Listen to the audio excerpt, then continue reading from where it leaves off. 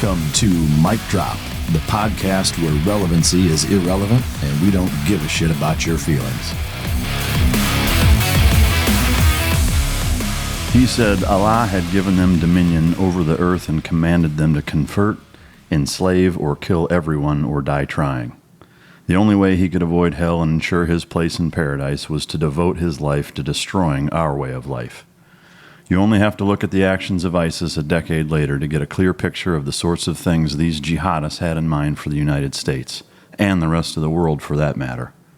Their goal has always been to replace our freedoms with draconian medieval way of life that stopped evolving 1,400 years ago. They live in a religiously dominated world where it is normal and even desirable to burn churches, raise irreplaceable antiquities, destroy great works of art, treat women as property and sell them as sex slaves, throw gays off of tall buildings, and publicly slaughter people who aren't like them while little children watch or even take part in the beheading, stoning, shooting, and burning of helpless victims. Ladies and gentlemen, it's my distinct honor and pleasure to welcome my next guest to the podcast. He spent 22 years in the Air Force, first as an enlisted EOD tech, and ended up as a lieutenant colonel psychologist. He spent 8.5 years contracted under the CIA as an interrogator of high-level Islamic extremists post 9/11. He's responsible for developing protocols and techniques for getting intelligence from some of the most hardened fighters in the world. James Bond asked him for his autograph, to which he waterboarded him for asking. Please welcome my esteemed colleague. I'm just fucking with you, Jim. I've just always wanted to say esteemed colleague, Dr. James Mitchell. Well, thanks for having me, and thanks for getting me here. Thank you. No, it's my pleasure. I got to tell you, from reading this book, even with my background as a SEAL operator and having spent time fighting some of the same types of people that are outlined pretty heavily psychologically in this book, I still found myself being very surprised at some of the things that went on, both what you guys did and didn't do, some of the protocols that were put in place, and then also some of the elements that you guys learned that, even to this day, having read some of the post reports, clearly not well enough, but that there's a lot of things that I found really, really fascinating and very eye-opening even for me. So for the average listener out there that does not have any military background or things of that nature, I can't recommend reading this book enough in terms of shedding a lot of insight, which we'll delve real deep into in terms of into the minds of these types of guys. But thank you for writing it, and thank you for being here. Oh, thank you. In fact, when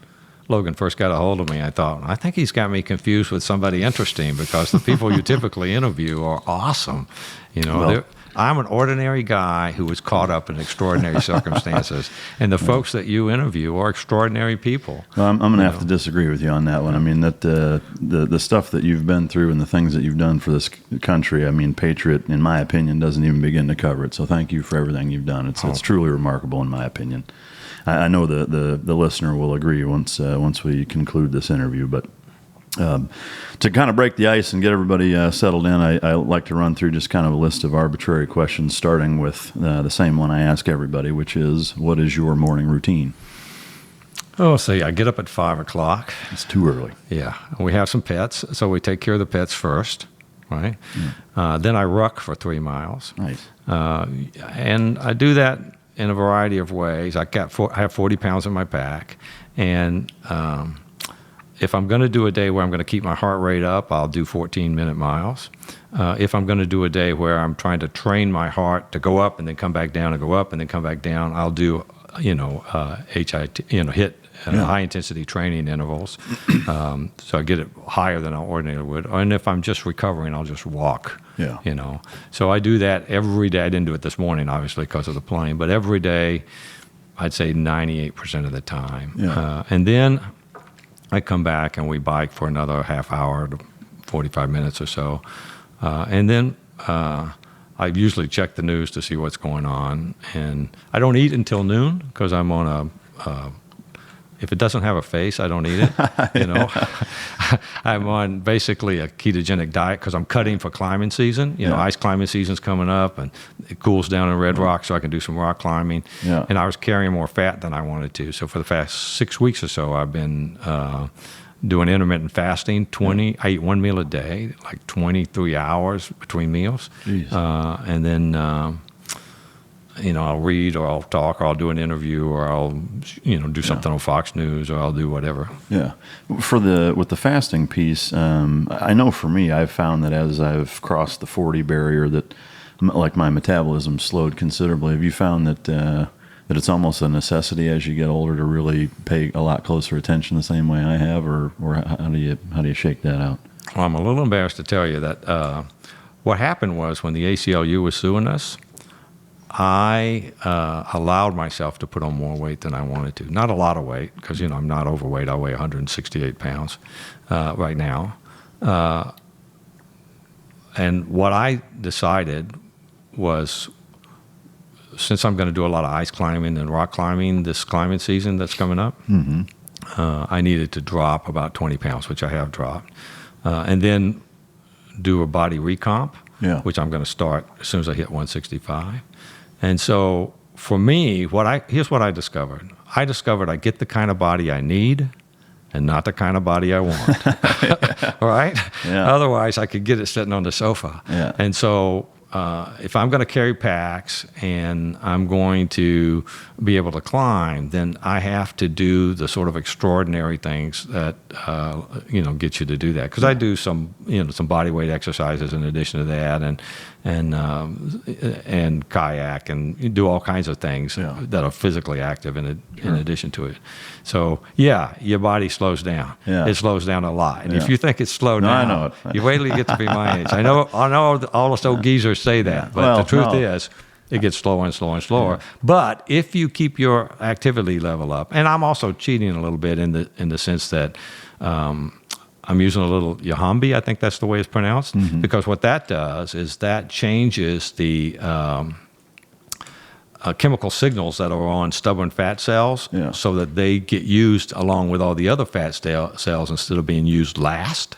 Which is they typically are, and a little bit of bitter orange. And those two things are actually, I'm dropping a lot of body fat right away, but I'm only eating 1,300 calories a day. So, well, I would imagine that coupled with the keto and fasting, it just and exercise, you have to do. You have to signal to your body that you want to preserve the muscles. Otherwise, it's not going to. It's not going to happen. And I don't think people should be. I'm 67. No, I'm not trying to hide that. And I think the only reason older people, if they assuming no physical injuries or illnesses that would preclude them from doing it, is because they become inactive. If you stay active, you get the body you need, not the one you want. I know it. That's what Photoshop's for, right? Yeah. Good shit. What is your favorite vacation spot, of course, other than the black sites you've visited? I think you'd have to render me to get me to one of those black sites again. My favorite site, I have two, really. I know she referred to it as a site, though. Instead of a spot, right? No, go ahead. Yeah. Well, I've been to many more than one, but my favorite place is probably the Grand Tetons. I've climbed that mountain a lot of times. That's beautiful. That whole area is wonderful. I also like the Icefield Parkway in Canada. Is gorgeous. Got a lot of big frozen waterfalls. That's a beautiful place. And oddly enough, I like Hawaii. The beaches in Hawaii are fantastic. And so any of those places are good for me. No, that's Florida is not on that list. Which is where you live, right? Which is where I live. I hear you. What's your most embarrassing moment? It's kind of combined with one of my experiences of being team harassed, that sort of thing. The kind of a combination of it. I'll try to keep the story short. When I came into the Air Force, it was at a time when to be a bomb disposal guy, an EOD guy, you had to be, I think, an E5 with one tour and in a munitions career field.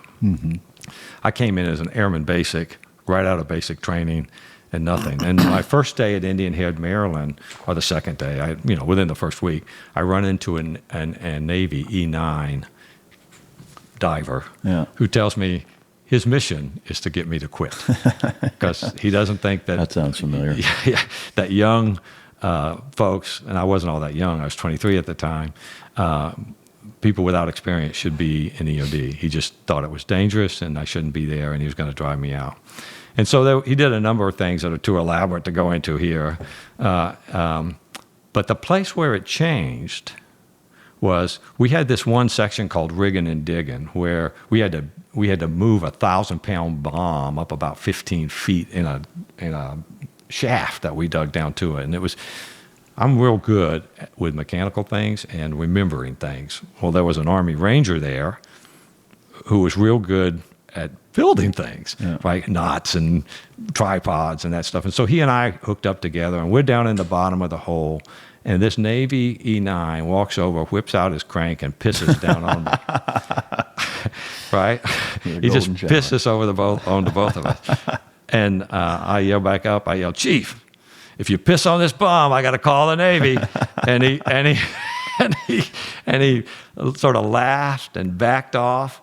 And never bothered me again. Never bothered me again. And my whole life changed because up until then, I had every shit problem that you could have. Yeah. If it was in the water, I had it. If it was in a creek, I had it. If it was in a tree, I had it. Yeah. If there was no way to get a direct line of pull or the equipment was broke, I had it. Yeah. After that, I graduated as the honor graduate from that class. That's awesome. And I think that the fact that even though it was humiliating for me and embarrassing for me, because nobody likes to be pissed on. Well, most people don't. I'm a psychologist after all. There are those who do, but I don't like to be pissed on. Yeah. That was humiliating. That's another episode. Yeah, it was humiliating, but being able to just sort of roll with it without, not letting it fluster you. And I'm sure he appreciated that. Yeah. Yeah, that's fucking great. I love it. Well, those old Navy EOD divers. Chiefs. Yeah. EOD diver, I mean, he had earned the right to be there, and I was just some cur that had wandered in off the street with no experience at all, full of himself. That's fucking great. I love it. If you drink, what is your favorite booze? I don't drink very often, but I like gin and tonic. If I'm with the Brits, I'll drink gin and tonic. Yeah. When I was a kid, I grew up, my uncle for a little while moonshined with one of the local guys, and so I've had my fair share of moonshine. Yeah. But I don't, and I can drink wine, you know. So gin and tonic primarily? Yeah, primarily. I'm not really there are some people who are sort of aficionados of bourbons and single malts. I might be one of those assholes. You might be. Yeah. Yep. What best steak you've ever had? Oh, I will tell you what I think the best steak I've ever had is. I spent Christmas one time with the Athabascans above the Arctic Circle, and they had elk and moose, and they fixed them like steaks, and that was the best meat I ever had. The elk, the caribou, the moose. It was just incredible. Any idea how they prepared it, or no? No, because it was freezing, like 50 below, and my wife and I kind of stumbled into the Quonset hut where the whole tribe was gathered, and they just brought out. They had everything. They had the traditional Christmas dinner, but they had this remarkable meat, and it was just amazing. Yeah. It looked to me like it was, rubbed with salt and pepper and seasoning. You know what I mean? It wasn't just meat. Yeah. That's cool. That sounds like a hell of an experience. Least favorite house chore? I hate to mow the lawn. All right, I can appreciate that. My wife loves to mow the lawn. Do you interrogate your wife? No, we have a riding mower. We have a zero-turn riding mower, and she's like, "Let's mow the lawn," because I do the push mower and the weed eating and the edging and all that other stuff. You hate it. She loves it. I earned money as a kid mowing the lawn, so I think I've maxed out my lawn mowing. I'm right there with you. One human being, if you could trade places with, and that's in history or present, who would it be? Oh, my God. I hadn't even thought of that. Leonardo da Vinci. That's interesting. I'd probably leave the little boys alone. But, that's probably a good policy. He's he's just one of those guys that were brilliant. Really, absolutely brilliant. Yeah, yep. No, that's a great answer. I did a Q&A. It hasn't been aired yet, but that was one of the questions I answered in terms of 3 people you could hang out with. But that's good shit. All right, so moving into the story, there's a ton to dig into in this book, and like I said, I'm really looking forward to getting some of your insight on some of the excerpts that I've pulled and just some of the questions that I thought of while reading it. So we'll get right into it. Spending 22 years in the Air Force and then contracting, for the CIA as a psychologist. Essentially, when 9/11 happens, you get catapulted into advising high-level detainees pretty much right out of the gate.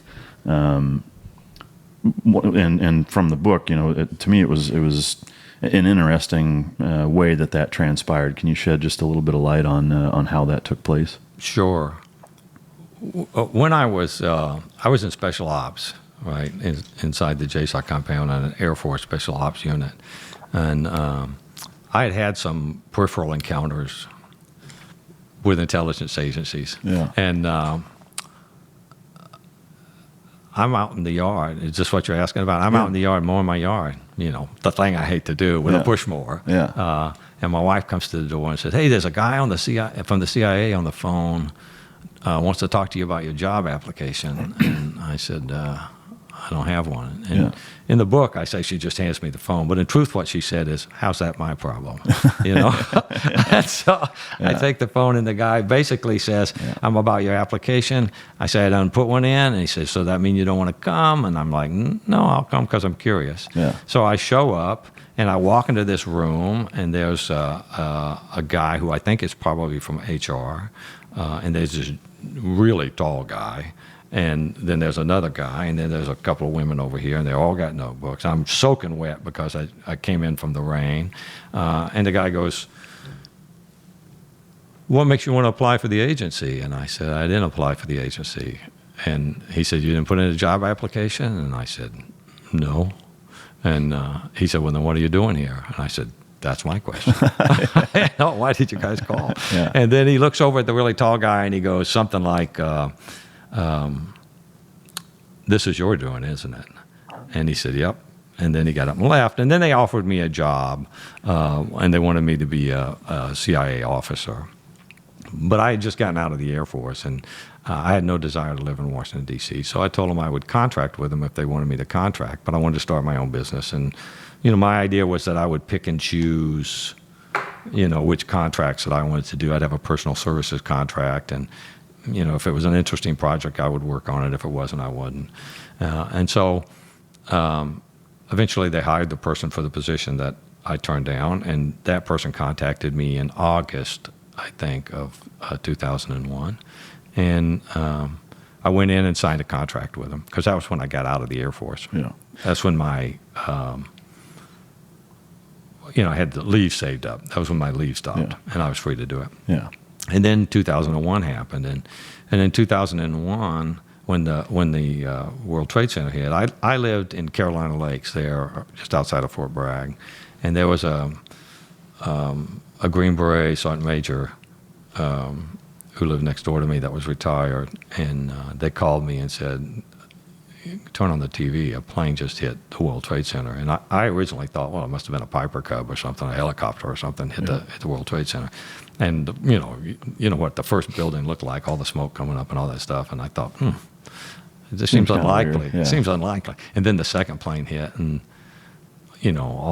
just the whole thing. So I just sat there for a long time, thought about pulling my retirement papers, thought about going to the scene and seeing if I could help. And so then I just called the agency, my handler at the agency, the contract manager, and said, "I want to be part of the solution." And what he said to me was, "We'll all have to be, or we won't survive this." Yeah. And later, I think in December of 2001, they asked me if I would, because I had spent so much time at the survival school. I mean, your listeners may not know that I had spent 7 years at the survival school, focusing primarily on resistance to interrogation training. Since I had spent so much time at the survival school, they asked me to take a look at this manual that had been written for Al-Qaeda on how to resist interrogation Based Yeah. based on that survival school stuff that had been stolen from the U.S. Army Special Forces, I think. Not Special Forces. Yeah, Special Forces, and taken over there and turned into an Al-Qaeda manual. So Dr. Jessen and I looked at a bunch of documents that they won't let me talk about, plus those documents and some other things, and we wrote a paper that was essentially called, it doesn't matter what it's called, but essentially it was about, okay, if they've been trained using our techniques, this is what they're going to look like when you question them, and this is how they're going to try to resist interrogation. And these are some things that are consistent with the Geneva Convention that you can do to try to move them off of that. Yeah. And then I left to go do my other contract work. Bruce was still working for the DOD. He was at the JPRA, which does the SEER training. Your folks will know about that.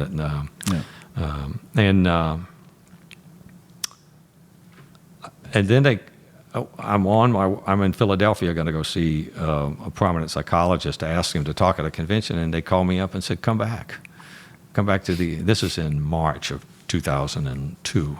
They called me up and said, come back immediately, come back. And I'm like, I can't do that because I got appointments today.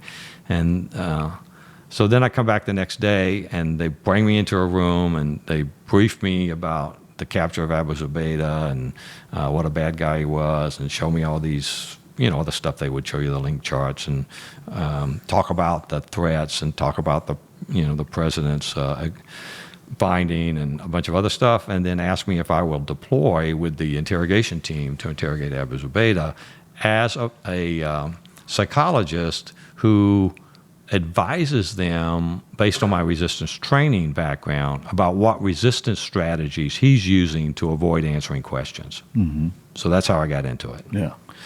And so, well, two follow-up questions on that is the nature with which I didn't put the application in that whole story. Was that just them mind fucking you, or was that another example of them left hand not talking to the right hand?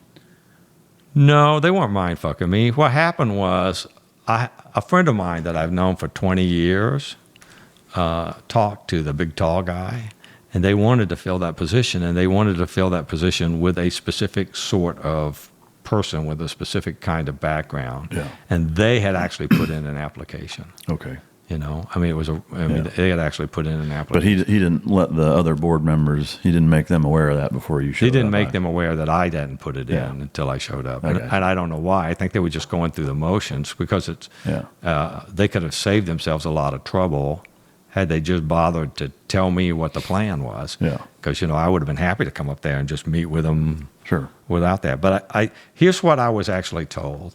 What I was told was that the only way that they could pay my way there is if it was for a job interview, because I was a civilian and I wasn't doing any work for them. So they can't just call some guy up and say, fly up here, we'll pay your way. Yeah.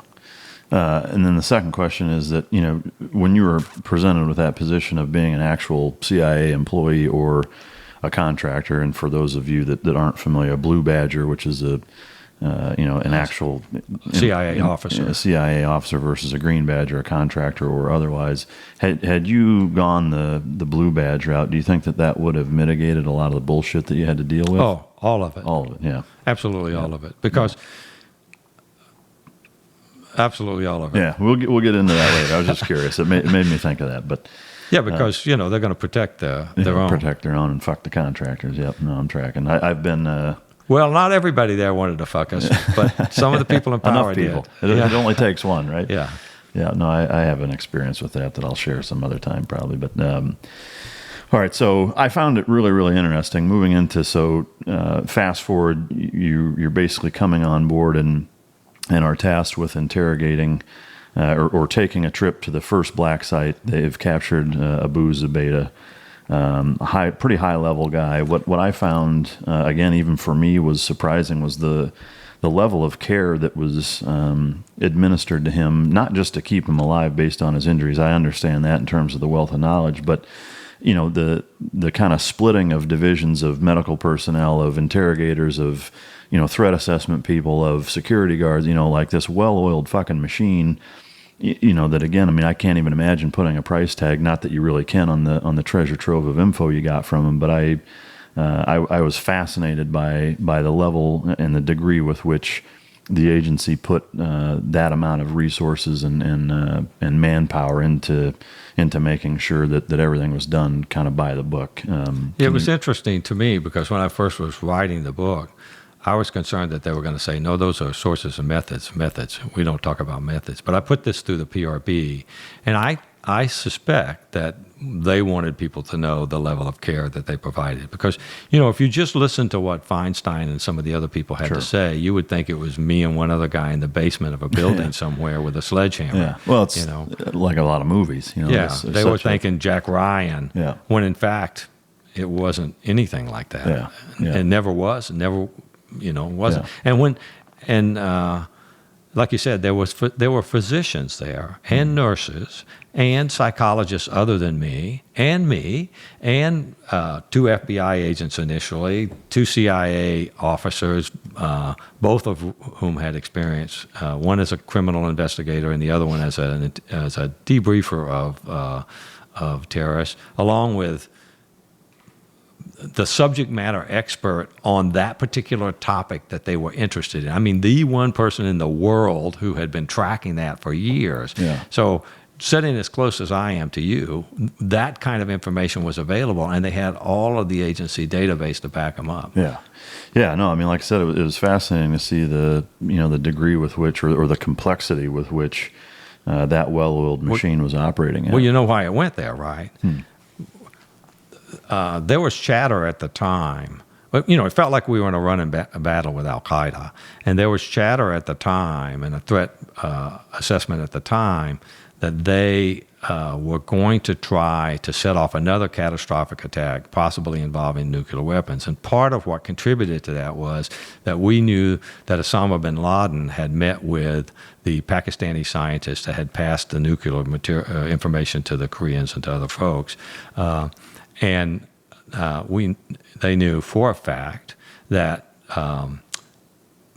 the scientists had said, well, the tough part is getting the nuclear material. Mm-hmm. And bin Laden had said, how long would it take us to make a bomb if we already have it? Yeah. And so, the President of the United States is not going to stand by and let somebody set off a nuclear bomb in Seattle or Los Angeles or Chicago or some other thing. He's going to do everything that's within his legal and executive power to prevent that from happening. Yeah. And those were the marching orders that the agency had. Yeah.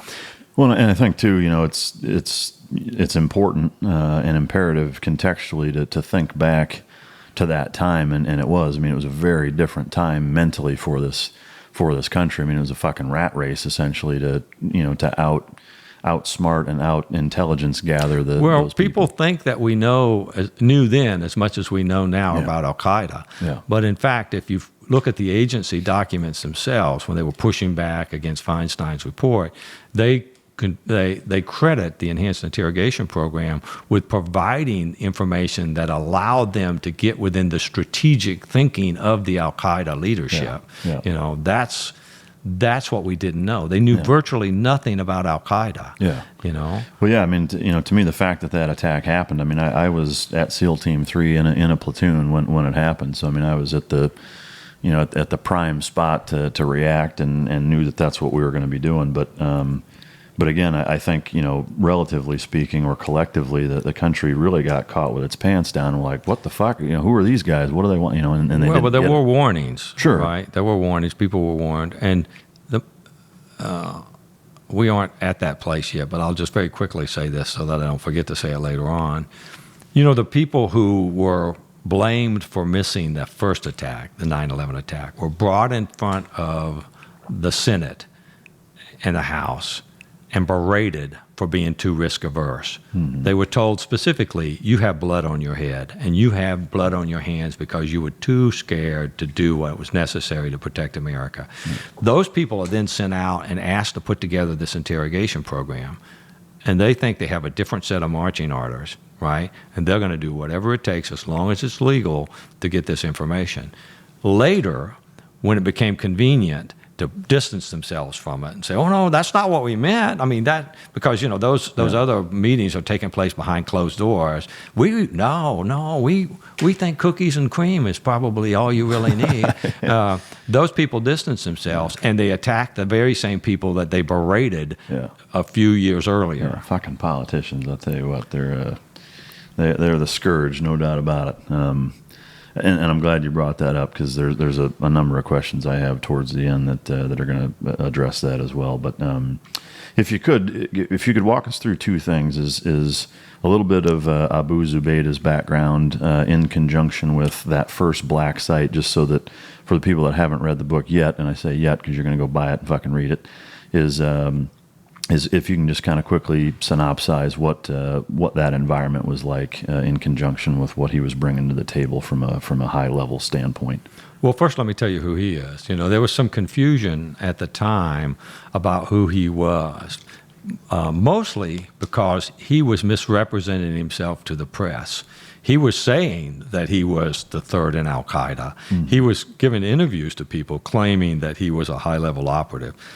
What he really was he ran a terrorist training camp, Halden camp, and Calden, and he did all the typical kind of introductory basic terror training stuff that they did. In addition to that, he was a travel facilitator. He forged passports, he got money, he arranged weddings, and so a lot of people moved through him, right? So he was important from an intel perspective, because he could provide insight into both the thinking of the leadership, because he knew the leadership, also the methods they had been trained in, what sort of things they were trying to do, how they moved money, how they moved people, who was actually in charge. There was a great deal of information beyond the next attack in America that he could and did provide that was helpful. He also provided information that allowed us to stop Jose Padilla from setting off apartment-style bombs in Chicago. But he was a very important guy, mainly because he was like a logs guy, a logistics guy. Mm-hmm. He ran a training camp and he moved people around. He was also involved in the Millennium attack that got thwarted by that guy coming in. The guy was coming in through Canada and he ran from our customs folks and they caught him. That guy, whose name slips my mind right now, told the FBI that Zubaydah had sent him there to do that terror attack. Was it Richard Reed, the shoe bomber? No, that's years later. It was, I'm not going to remember it off the top of my head. But Zubaydah said, "Oh, no, I gave him money. I arranged his travel. I faked his passport. I said, go to America and do attacks. But I didn't order him to do that." Yeah. Well, that's a difference without a distinction in a lot of different ways. Yeah. And so I can talk about it later on if you want me to, or I can talk about it now. But Zubaydah had his own plans to set up his own terror cell and become a bin Laden-like guy. Yeah. And I'll talk about that a little bit later if you want me to. Sure. Yeah, if you could, just to shed some backdrop on what that black site was kind of like, the environment, the cell, the conditions. Okay, so I have to be a little careful and stay with what's in the book. Yeah. And because the sites are still classified and the locations are still classified. So I can't confirm or deny any speculation about where it might have been or any of that sort of stuff. It just looked like, if you've ever watched The Cell, if you've ever watched Gunsmoke, then you have a pretty good idea of what his cell looked like. It's just a concrete room with bars and lights and cameras. And there was a curtain. All of this is in my book, so I'm not revealing classified information. It wasn't for your listeners, it's for someone else. No, I'm trying. Right? There's a curtain, and then there's another open space, and then there's a door, and then the guards who were CIA police officers just outside the door, right? So because he was wounded, he needed lights 24 hours a day, and it was a very severe wound. I'm actually surprised he survived in the hospital. In fact, they flew in, and this has also been declassified, they flew in a hospitalist from Johns Hopkins to save his life, specifically to save his life, and George Tenet said, you guys will do nothing that causes that man to die. Yeah. We need the information. He is going to survive. Yeah. And so there was a great deal of focus on keeping him well and keeping him alive. Yeah. And but that's essentially what it was. We were, in the walk-in basement of a building. Yeah. Yep. Okay. I appreciate that. I'd just like to offer a little bit of perspective so that the listener can, if they've not read the book, can gain some insight as to what that feels like. But one thing that this is just more for my fucking amateur amusement or immature amusement rather. But one of the quotes in here that I pulled from the book really made me laugh in terms of before you started using the enhanced interrogation techniques. His level of fucking with you guys, basically, of just mocking you. You talking about the FBI agents? Well, them, yeah, especially. But there's one story in particular that just, with my background coming from the SEAL teams, really reminded me of some shit that we would do. But I'll just read it real quick because it made me laugh. And it provides, I think, a perspective that you wouldn't think would come from somebody that's that staunch in terms of their religious affiliation. You have to remember that he got religion late in life. Yeah. He went to he had the standard upbringing, but he had a pretty wild youth. Yeah. And he was very familiar with Western culture, so Yeah. he's got several Americanisms. But it says, or in the book it says, at one point, while they were pressing him, this is the FBI, to be more specific about past conversations with Al-Qaeda operatives seeking nuclear weapons, he leaned forward as if he was about to say something important. The FBI agents leaned in. Zubaydah then let loose a long, noisy, wet-sounding fart while looking them straight in the eye. From the looks of disgust on their faces, the FBI agents, as we watched on the closed-circuit TV, it must have smelled exceptionally foul. As the sound of the fart faded, Zubaydah said, "Now that's nuclear." So to me, it's just like you wouldn't expect shit like that goes on. But they do. They fuck around and play jokes, and that was another one of the things. There's a number of examples in the book, whether it's Khalid Sheikh Mohammed or a number of other guys. It's some of the things that they do that had you guys laughing, and some of the rapport-based stuff, which we'll get into. But I was not expecting them to make jokes and do stupid shit like that, I guess. Well, the thing that actually gave me a leg up, Ali Soufan, who's the FBI agent who bad-mouths me every chance he gets, has never seen me do an interrogation. Yeah. And to my knowledge, wasn't really privy to any of the intel that came out of it because he had already left. I, on the other hand, have watched him do interrogations day after day for months, right?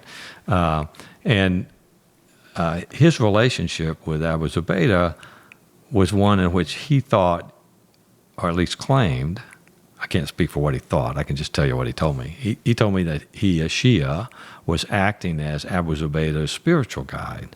Well, he can't do that because she is a kafir they're worse, they're apostates. Yeah. They're apostates to Zubaydah. And later, Zubaydah told me I was just jerking him around because the Islams were talking about him trying to convince me to do the right thing. I'm not talking about the secrets I'm trying to keep. Yeah. But they did have good relationships, and there'd be a lot of what in the military we'd call smoking and joking. Yeah. While they're trying to press him for stuff because they're doing rapport building stuff. Yeah. And we did some of that too. I mean, we knew what they were doing. It was just that it wasn't going anywhere because he was using their rapport building efforts as a resistance strategy, so that he just drug it out and drug it out and drug it out. And every time he squeaked something out, like Jose Padilla, it was because we did some psychological manipulation on him, Yeah. Yep. Well, no, and so I want to get into kind of some of the techniques, more from a psychological standpoint, that remind me a lot of dog training and just some of the interactions, whether it's getting dogs to do certain things or getting them to stop doing certain things. And I saw a lot of parallels that I'm looking forward to covering. But one of the things you talk about is the paradoxical intervention with the chairs. Yeah. With basically every time you're putting a chair in, he's breaking it. Yeah, he's breaking a chair. He's the doctors require that he sit, and so we gave him the same chairs we were sitting in. Right, and he broke one. And because of the reaction to him breaking one, he was reinforced, and he would break another one, and he would break another one, and he would break another one. And finally, the COB said to me, "You got to do something. We got to do something." And they wanted to punish him, and I'm like, "We're not in the punishment business. I think that's a bad idea. Yeah. What we have to do is we have to do an intervention that where he concludes that it's futile to continue to break these chairs." Yeah. And so what I suggested that they do is go out into the local community and buy every identical chair they could find. And they were as tall as your ceiling, 2 stacks of chairs the size of your ceiling. Yeah. And we waited until he started breaking the other chair. And then the guards just carried those 2 stacks of chairs and set him down, so he's jumping up and down. I'm sorry. He's jumping up and down. Yeah. He's jumping up and down in his chair. And then the guards, they don't even talk to him. They don't even look at him. They look like space aliens. They've got reflective goggles on. They're completely in black. Their hands are black. Everything is black. And they carry these 2 giant things of chairs, which are moving like some sort of Ed Sullivan balancing act in there. And they set him down right next to his cell so he can see him. Yeah. And he looks at the chairs and he puts his head in his hand and he goes. And he never broke another chair. Yeah. Well, so here's what's to me is interesting about that is that a lot of the dogs that we get in here on the Worry Dog Foundation are really shitty over toys. Like they'll fucking bite you if you come. The resource guarding is they'll get real shitty with you. And so a good way to counteract that is a similar technique in terms of just flooding them with so many fucking toys that they're just like, well, shit, it doesn't mean anything. And it's a conditioned response to. They have a funneled level of overdriven levels of prey drive, and so that here's one toy to play with, and then so they're like, "This is mine, motherfucker," and then they've got people choking them off of them and pulling them from them and stuff, and so that it increases their guardedness of it because it's such a valued resource, and so you decrease the level of value by giving them 40 of them in a field where you're kicking them around and playing with them and swapping them for them, and over time they just stop giving a fuck. So it really reminded me of that, which I thought was I had fun. used an intervention like that. Now I got to be careful because I'm sued by people who claim that I was training these guys like dogs. So I want to be clear that psychology. Well, it's behavioral psychology. Yeah. It's not dog training, right? So although they're obvious, it's used all over the place, and dog training is one specific application of it. But it's also used for patients, and I'll tell you an example of how that happened, just to be quick about it. I worked in a private psychiatric hospital in a locked ward, and there was a lady who always stole other people's towels. Right, and again, they were going crazy about what do we do? This is before Abu Zubaydah stuff, right? When I was getting my degree, what do we do? And I said, fill our bedroom up with towels. Yeah. And they're like, what? Yeah. And so I went into her and I said, her name was Millie. I said, Millie, there must be a reason that you're taking other people's towels. You probably need a lot of towels. So what we're going to do is we're going to store towels. And we just filled her entire bedroom up. She had to turn sideways to get to her bed, And then she started taking them out. Yeah. And then we started putting them back in, And eventually she said, please, just get these towels out of here. I can't stand any more towels. And it stopped. And that's what came to my mind with the chairs. Yeah. Oh, it's fucking brilliant. I love it. Like I said, there's just a lot of parallels between. Well, there would be because it's behavioral science. Yeah, it's what I mean. It's It's the same behavioral science, whether you're applying it to cognitive behavioral therapy or you're applying it to training pigeons to fly, to deliver notes, or whether you're training dogs. Yeah. It's all the same science. Yeah, and to me, I think where the parallel is the most succinct is where it's a behavioral issue that you're trying to get rid of, because that's what we run into all the time, So we don't care what they think. We just want them to change the behavior. Well, and the other thing too is that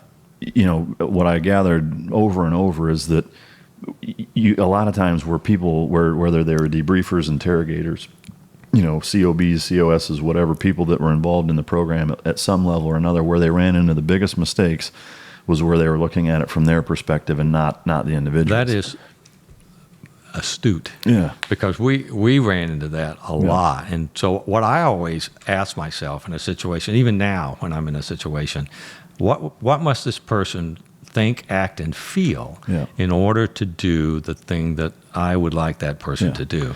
And then I try to first arrange the environment. then arrange my own behavior towards that person, and then arrange my conversation in a way that the words I use trigger the associations in that person's mind.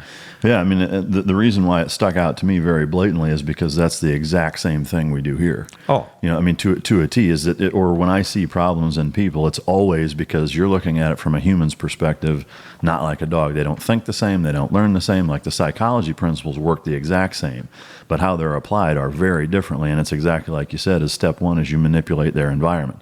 And then you remove all stimuli that they're going to give a shit about, and now I possess them, and so now they have to and want to interact with me, and then that changes the game. What you want to do is catch them doing the thing that you want to reinforce, rather than force them to do 100%. The thing that you do. Everything through self-discovery. And I know a lot of people are confused, and that's the distinction between the way Dr. Jessen and I use DITs and the way that some of the other people in the program that I write about in the book use DITs.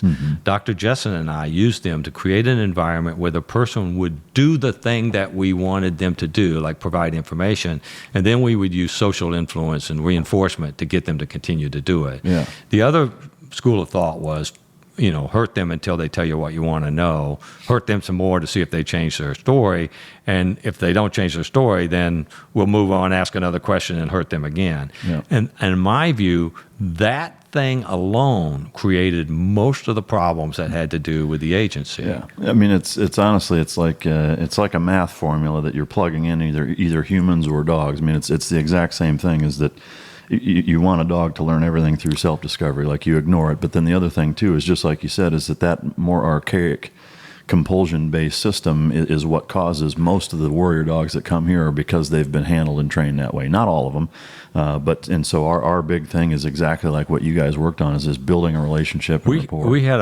It was an impossible. First off, we didn't do the initial interrogation training. They trained their own interrogators. We didn't do that, and so. By the time we saw those guys in the field early on, they already had a bunch of bad habits that we, in some cases, couldn't change. And because we're green badgers, right? Yeah. And I can't tell you how many times I've been told, who gives a shit what you think? Yeah. Well, the reason they created that interrogation program was they were trying to recreate the successes that Dr. Jessen and I had. And they thought that if we used some words like learned helplessness and we apply coercive pressures, then that's what's important about this. Yeah. But what I try to make clear in the book, and what I would love to make clear here, is that it's not the same thing. What matters is the timing of these things and waiting for the person to voluntarily provide something, rather than trying to get them to squirt something out one time. Yeah. Yep. Well, and to me, I mean, you're the doctor, not me, but I know one of the things that I teach and find myself saying over and over and over is as it relates to kind of the method we use here based on operant conditioning, is your primary goal starting out is to manipulate the environment, build a trust-based rapport with that dog, and then it is your job to make them understand that it's their actions that are going to dictate the consequences, and it has nothing to do with you. A lot of people get confused about rapport because they think that means make them like you. That's not what it means. It means make them understand you. Yeah. Make you predictable to them. There were a lot of these interrogators who thought, who embraced this notion of a learned helplessness paradigm, and thought that the thing that you were supposed to do was make it so unpredictable that the person, capitulated. But It's the opposite. it's really the opposite. Yeah. It seems like the FBI was pretty weak in that regard. Not the redheaded guy. The redheaded guy was really brilliant. And I think that he's the one who, we'll talk about whenever you want to, but he was really good. And to be candid, at times when there was something to focus on, Soufan could be good too. Yeah. But what set things back with Zubaydah was when he shut down. As he got better and better, more well, he shut down, right? And they thought that they had built up so much rapport with the guy that if they went out and cussed at him and screamed at him, like they called it going Sipowitz, and that's their term, not my term. Yeah. If they went in and went Sipowitz on him, then he would fear losing his relationship with them so much that he would And what had started the downcline was they tried to bribe him. They had been told not to pitch him by the agency. And so what they were going to try to do is, how it's always better to ask forgiveness than permission? Yeah. Well, they had that attitude. Yeah. And so what they wanted to do was they didn't use the word pitch and they didn't use the word work, but they said things like, America remembers her friends, and there are things that we can do. There are resources that we have. We can get you Pepsi and, whatever that, and we can do things for your mother and your daughter, but we're going to remember our friends, and we're going to, blah, blah, blah. And Zubaydah leans back and puts his hand on his crotch and says, "What makes you think I would betray my God for a Pepsi?" and he starts shutting down, And that's when they decided to go separate. And then and least you think I'm making this up, I was not the only one there that watched this. There are other living human beings who saw this very same thing. Yeah. They go into the room and they start cussing at him. Right? And in the heat of the moment, one of them, I'm not allowed to identify which one, calls him a son of a bitch. Yeah. Right? And he shuts down. He just shuts down. And then the same person calls him a motherfucker. Right? And in his religion, dogs are disgraceful. So he's saying you're the son of a dog and you fuck your mother. Yeah. Right? Which I don't know any civilization that would be hard to take. Yeah, hard doesn't to take. Frown on banging. So he just put his hand on his crotch and said, "You boys might as well go home. Yeah, you go home, have babies. Yeah. I'm done talking to you." Yeah. And he would engage the COB, the CIA COB, but he wouldn't provide any intelligence. He wouldn't do anything other than say good morning, how is it going, that sort of stuff. Yeah. And the agency, meanwhile, the chatter about this next wave of attacks is going through the roof, right? And all the concerns about the access to nuclear stuff is going through the roof.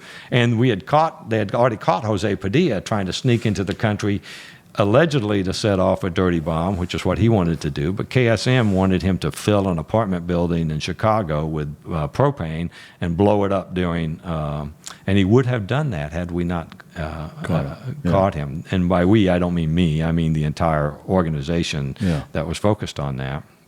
And so they were very, very concerned about it. And so they pulled us all back. And maybe I'm getting ahead of you, but I'll just finish That's this. where the EITs come in. Yeah. What happened was I said in this meeting where it was clear to me that they were going to use physical coercion. Yeah. Absolutely clear to me that they were going to use physical coercion. And some of the things people were suggesting, which I can't go into, were not things. Shit out of a Hollywood movie. Yeah, stuff that you wouldn't do. Yeah. Right? And I said, listen, if you guys are going to use physical coercion, if that's what you're going to do, then you should focus on the survival, evasion, resistance, and escape techniques, the same stuff we use in resistance training, because those things have been used for 50 years with very few injuries, and people who will lose their job, including SEALs and other folks and intel people and all kinds of people, pilots, capitulate and provide information when they shouldn't, and they know it's training. Yeah. So if it works in training, it'll work in real life, especially if it's used the way that, those of us who had done some advanced training know how to use it, right? And so they asked me, would you give us a list of these things? So I just basically talked them through at that particular meeting, and then I went back to my hotel room, and then the next day we were having another meeting about this stuff, and Jose Rodriguez asked me, would you do the interrogations? And I originally thought, he said, will you do this? It was a vague pronoun reference. And I thought originally that he meant, will I go be a resource to identify what resistance strategies the person is using. And I had been, I had 11 years experience doing that kind of stuff. So I thought, yeah, sure, I could do that. And then he made it clear, no, we want you to do the interrogations. Yeah. And I said, well, I can't do that. I'm not the guy for that. And because I was a psychologist, I knew that if I did these interrogations, it's gone. Mm-hmm. I was a bomb guy who got interested in psychology, and my interest is using psychology as a weapon against our enemies. But I knew within my profession, because most of them are pussies, that what would happen is that I would be ostracized. Yeah. And so I was initially hemming and hawing. And then one of Jose Rodriguez's senior agency guy said, listen, you've sat with that guy for months. You've seen the threat metrics. You've got the briefings. You know the intel that we're listening to. If you're not willing to pony up,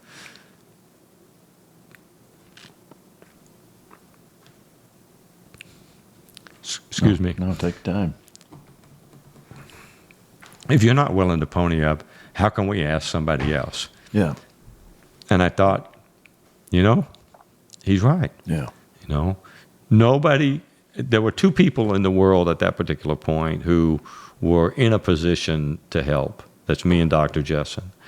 And there was only one of us who had seen all the intel, not all the intel, but enough of the intel, had spent time with that guy who was beginning to understand Al-Qaeda in a way that many people didn't understand it, who had these specialized briefings on what the actual threat was and what they actually wanted to do. And I thought, what actually happened is I thought back to those people jumping off that building. Yeah. That's something I know you and me both, like it's something I still refer to. Yeah. And I thought, my moral obligation to save lives, hundreds, maybe thousands, outweighs my moral obligation to protect these guys from some temporary discomfort, especially if we were going to use the same techniques we used against our own people. Yeah. And that was the moral calculus that I used. And I thought about it. I'd write about it in there. I thought about it long and hard. I went over the whole thing. What would prepare me to do this? Is this the right thing to do? And I told Jose, I can't do this by myself, but if you get Bruce. Yeah. the Navy SEER guy, right? Well, he's an Air Force guy. He was a JPRA guy. Oh, yeah. He was the senior JPRA director of psychology who had done all of that. Yeah. But you'd worked with him like 14 Oh, yeah. I knew him forever. Yeah. But he had done all, he professionally, and I occasionally would augment them, Yeah. done all of the Mo-Better training that the advanced fighters get. Yeah. Yeah. No, it's great shit. I appreciate you sharing that. I'm sorry I tear up a little bit because... No, that's powerful shit, and I'm right there with you. I mean, Well, for most people, the notion that...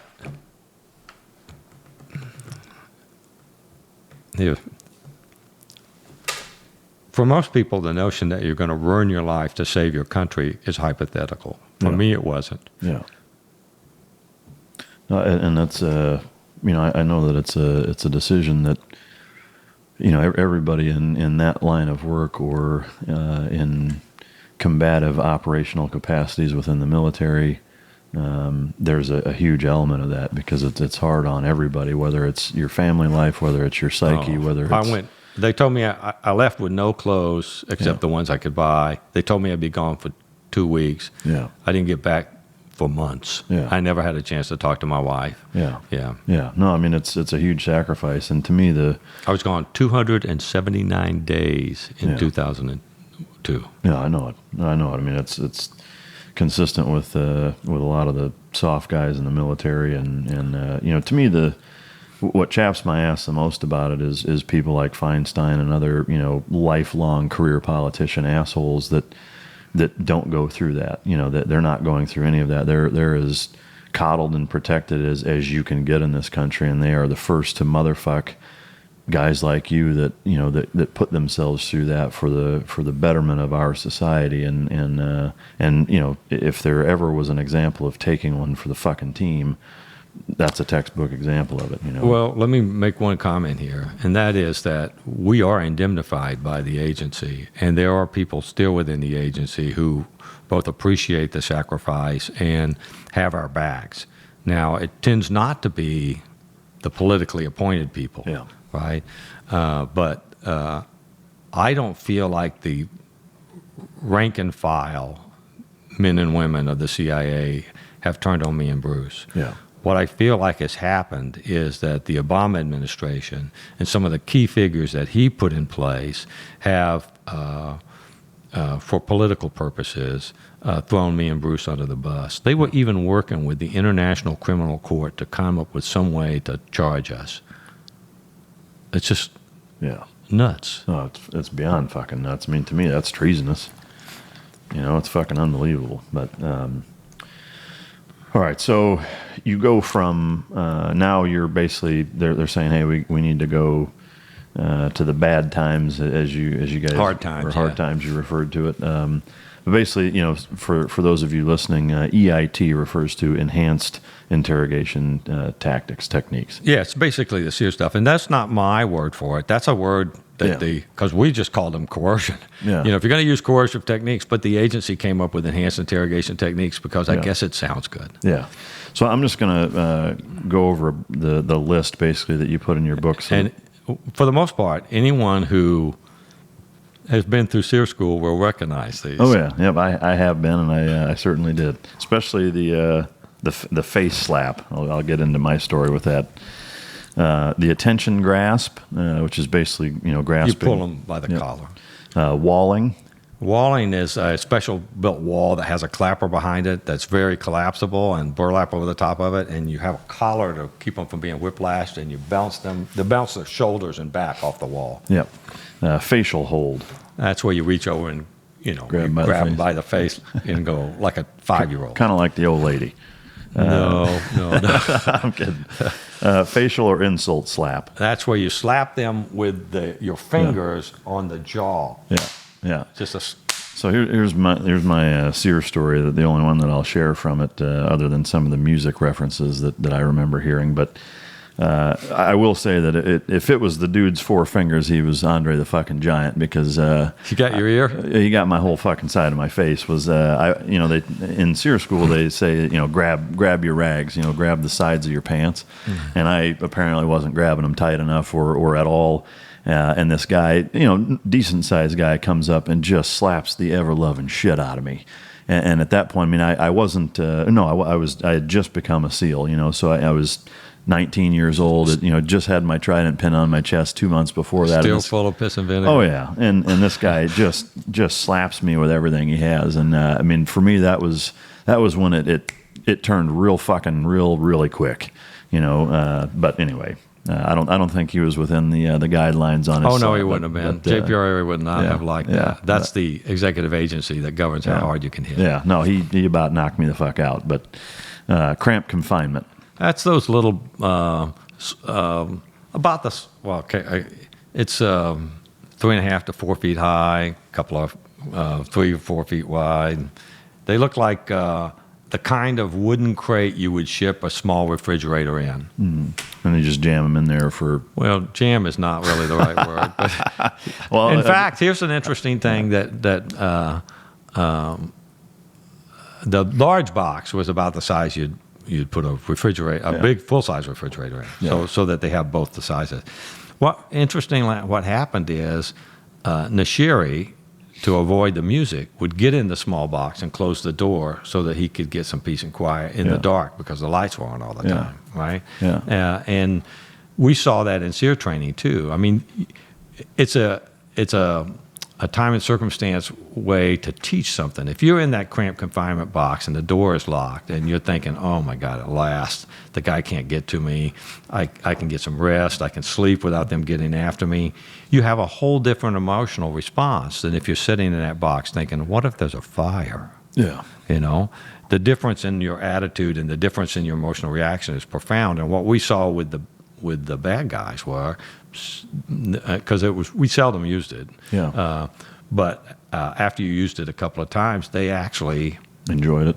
Well, I won't say enjoyed, but in Nashiri's case, he would go to it voluntarily when there was no reason to do it, when nobody was in the cell with him, just so he could close the door and get the light off. Yeah. And away from some of that damn music. Yeah. No, I do remember getting, I'll use the word jammed. Jammed you're a big man. In a small fucking box. You're a big man. But Yeah, I mean, to me, it wasn't a big deal. Like, I don't get claustrophobic, and what was put in there, and then they closed the lid, and then they banged the shit out of the box for a few minutes. I've been there myself. Yeah, but to me, that didn't really bother me. One thing that I had not heard and certainly didn't experience was insects. Did you guys ever actually use those? Yeah. No, we didn't use those things. Yeah. And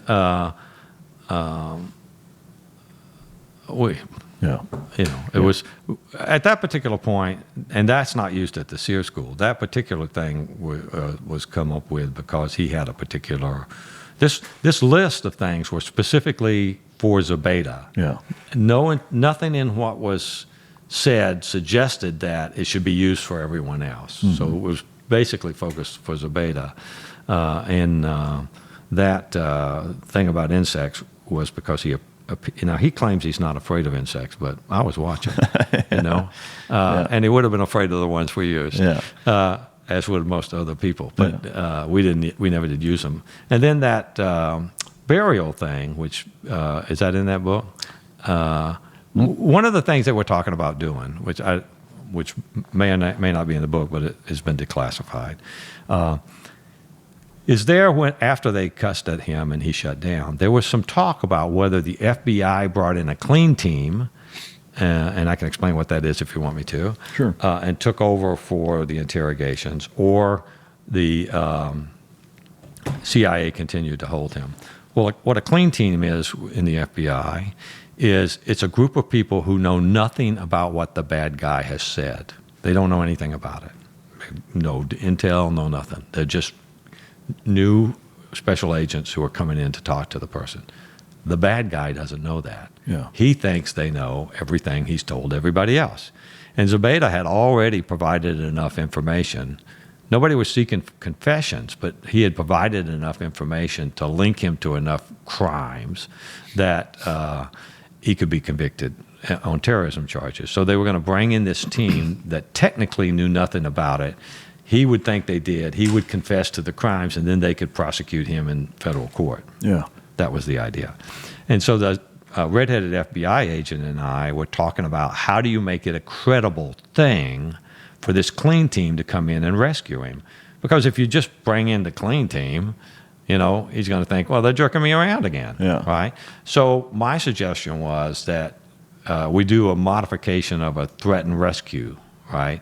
Where it looks like the CIA is going to dispose of him by maybe burying him or something, and that the FBI folks come in at the last minute and go, whoa, what are you guys doing? We're taking over. Get out of here. What's wrong with you? You know what I mean? And if you do that realistically enough, it's believable. Sure. And you're grateful to the FBI guys for coming, that was what was floated. Now, what that gets described in Feinstein's report is that we wanted to bury the guy. Yeah. Well, that's not what we wanted to do. Yeah. It was cherry picking things. It was insane to even suggest that. Yeah. But what I wanted to be, and it was just kicked around. It's a little bit like taking a fragment out of a brainstorming session, and deciding that was really what they fully intended to do instead of something to think about. Yeah. Yeah. Now, there's a ton of really frustrating things in both in the book and in the report. The last couple is stress positions. Mm-hmm. Just basically putting people in uncomfortable positions for. Yeah, but there were specific positions that were authorized. Like you may remember from SEER training where they had you on your knees and you'd lean back, mm-hmm. and then there was one where they put you on your fingers and you lean forward on the mm-hmm. wall. Those were the two I think that we recommended. Bruce and I didn't typically use stress positions because they just seemed too chicken shit. Yeah, the biggest one I remember, it was a prolonged one, was sitting on a little bamboo slat that raised your ass up about 2, maybe 3 inches. We didn't have anything like that. Yeah, and it bumped your ass up, and then you sat with your ankles crossed and then your elbows on top of your knees with your palms up for hours, and it was fucking horrible. No. But sitting, that was one of the reasons he didn't like those chairs. Yeah. The doctors didn't want him up moving around, so he was cuffed in such a way that he could shift and stuff and try to get more comfortable, but he couldn't really get up and off the chair. Yeah. In fact, he called it the ass chair. The next one is wall standing. Wall standing is just standing. Yeah. I mean, it's standing. And you wouldn't believe how uncomfortable you can get after a few hours of just standing. Yeah. Obviously, sleep deprivation, that's self-explanatory. But one thing to note in here is not to exceed 11 days at a time. You know why they picked 11 days? What's that? Because that's the longest voluntary sleep deprivation that occurred. There was a radio show where there was a there was a radio show where there was a contest where the person who could stay awake the longest. 11 days. He stayed up 11 days. He went home, had a nap, got up, and was fine. No way. Yeah. Now, there are some people with medical disorders that that kind of sleep deprivation can be dangerous, but that's why you have an army of doctors and nurses to screen for that and to make sure that doesn't happen. Yeah. That's, also, you have problems if you want to do an intelligence. You can't let the person get so sleep deprived that they're hallucinating. Yeah, and, then it becomes unactionable. It's just, That's textbook government. Let's base it on a civilian fucking contest and 11 days. That's funny. And then obviously last but certainly not least, waterboard. If you could just, I know most people are familiar with that, but if there's anything. Well, I've seen a dozen different ways it's done on TV and in YouTube videos, and none of them are accurate. Yeah. You know, there's all kinds of crap out there. Basically, the person is on an inclined board like this. They're laying with their head down. You pour water on, and you cover their head with a cloth. Now, we just took a T-shirt and cut it in half because, you know, they don't make waterboarding cloths. You know, we just took a Maybe T-shirt. that's a new business venture. And covered his head, and then we poured the water right there on his mustache, basically. Upper lip. Yeah, right on his upper lip, and then with the head back like that, it fills the sinuses, but theoretically doesn't go down the lungs. Yeah. So I mean, obviously there's some technicalities there based on the equipment you have and whatever, where it can, if you don't have the angle right and shit like that. So you'd have to be pretty specific. That's why you have a crash cart. Yeah. And a physician. Yeah. And a psychologist that's out of role to stop it. Yeah. No, again, I was fascinated and very impressed by the lengths with which they had more oversight and more protection for the terrorists than our students. Yeah. I can tell you they had one psychologist for one terrorist, one physician for one terrorist. Yeah. You know, they had, I can't carry the exact number, but a room full of police officers who are there to protect that terrorist from you as much as you from them. Yeah. And all the subject matter experts around there, along with a supervisor who can stop it and a senior security guy who can stop it. It was nothing like. That's crazy. If you go through SEER school, you're lucky to see the psychologist. Yeah, and if there was one there, I sure as hell didn't. You had one. But one thing, and again, like I see a recurring theme that I've certainly had similar experiences with the incompetency or just ridiculousness of the government. But this was a classic example of that, and that when you were getting ready to. Or when you were proposing measures for Zubaydah, you talked about basically pretending to waterboard somebody next to him, and I'll read your excerpt that you said. Well, that's actually based on law, though, not on the lawyers at the agency. And I know what you go ahead and read it. Then I'll read this, and then that way the listener can get an idea.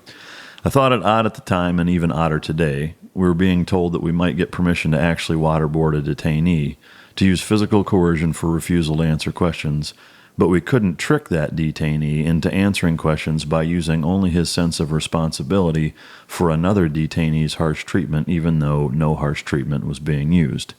So in other words, you guys were planning on pretending to waterboard somebody next to him. It's something they do in SEER school, where they'll pretend to waterboard someone, and then they'll pick someone out and say, you're responsible for that. You're the senior ranking officer. All I really want you to do is this really trivial thing, and he's suffering, or she's suffering, better yet. She's suffering because you won't do your job, because you won't man up, right? That's the way that they do that. But it turns out that it has nothing to do with the people within the agency being bureaucrats. It has to do with criminal law. And that is that under the torture conventions and even U.S. law, you cannot lead a person to believe that they are at risk of imminent harm, or I forget what the exact wording of it, or that anyone else is. Right? And so it's actually law that prevents you from doing that. And what the lawyers were saying is, we can't do that, it breaks the law. And that's what I thought was odd. Yeah. That the thing that would actually protect this person, and it would have worked with Zubaydah because he has a great sense of responsibility for the people around it. And I think it would have worked for, like, Nashiri too, because as I say in my book, we used that same technique not using coercion to get Nashiri to clean up his room when he trashed his cell. Yeah. I got Zubaydah to go with me and help me, and I pretended. And Zubaydah's quite the thespian.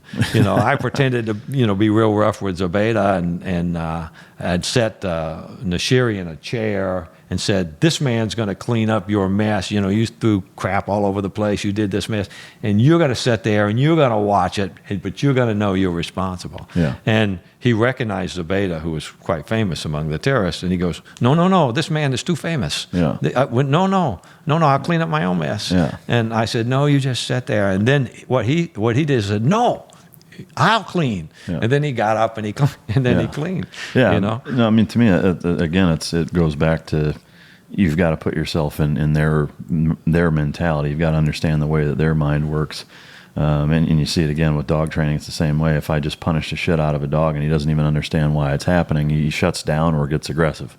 It's the exact same way the detainees did. Well, with Nashiri, he would throw his dung and urine bucket around the room occasionally when he got migraines, and almost every time if Bruce wasn't there or I wasn't there, they would try to coerce him into cleaning it up, and that never worked. Yeah. That never worked. It only made it worse. Yeah. It was only when you were threatening with embarrassing him in front of one of his comrades. Yeah. No, it's fascinating.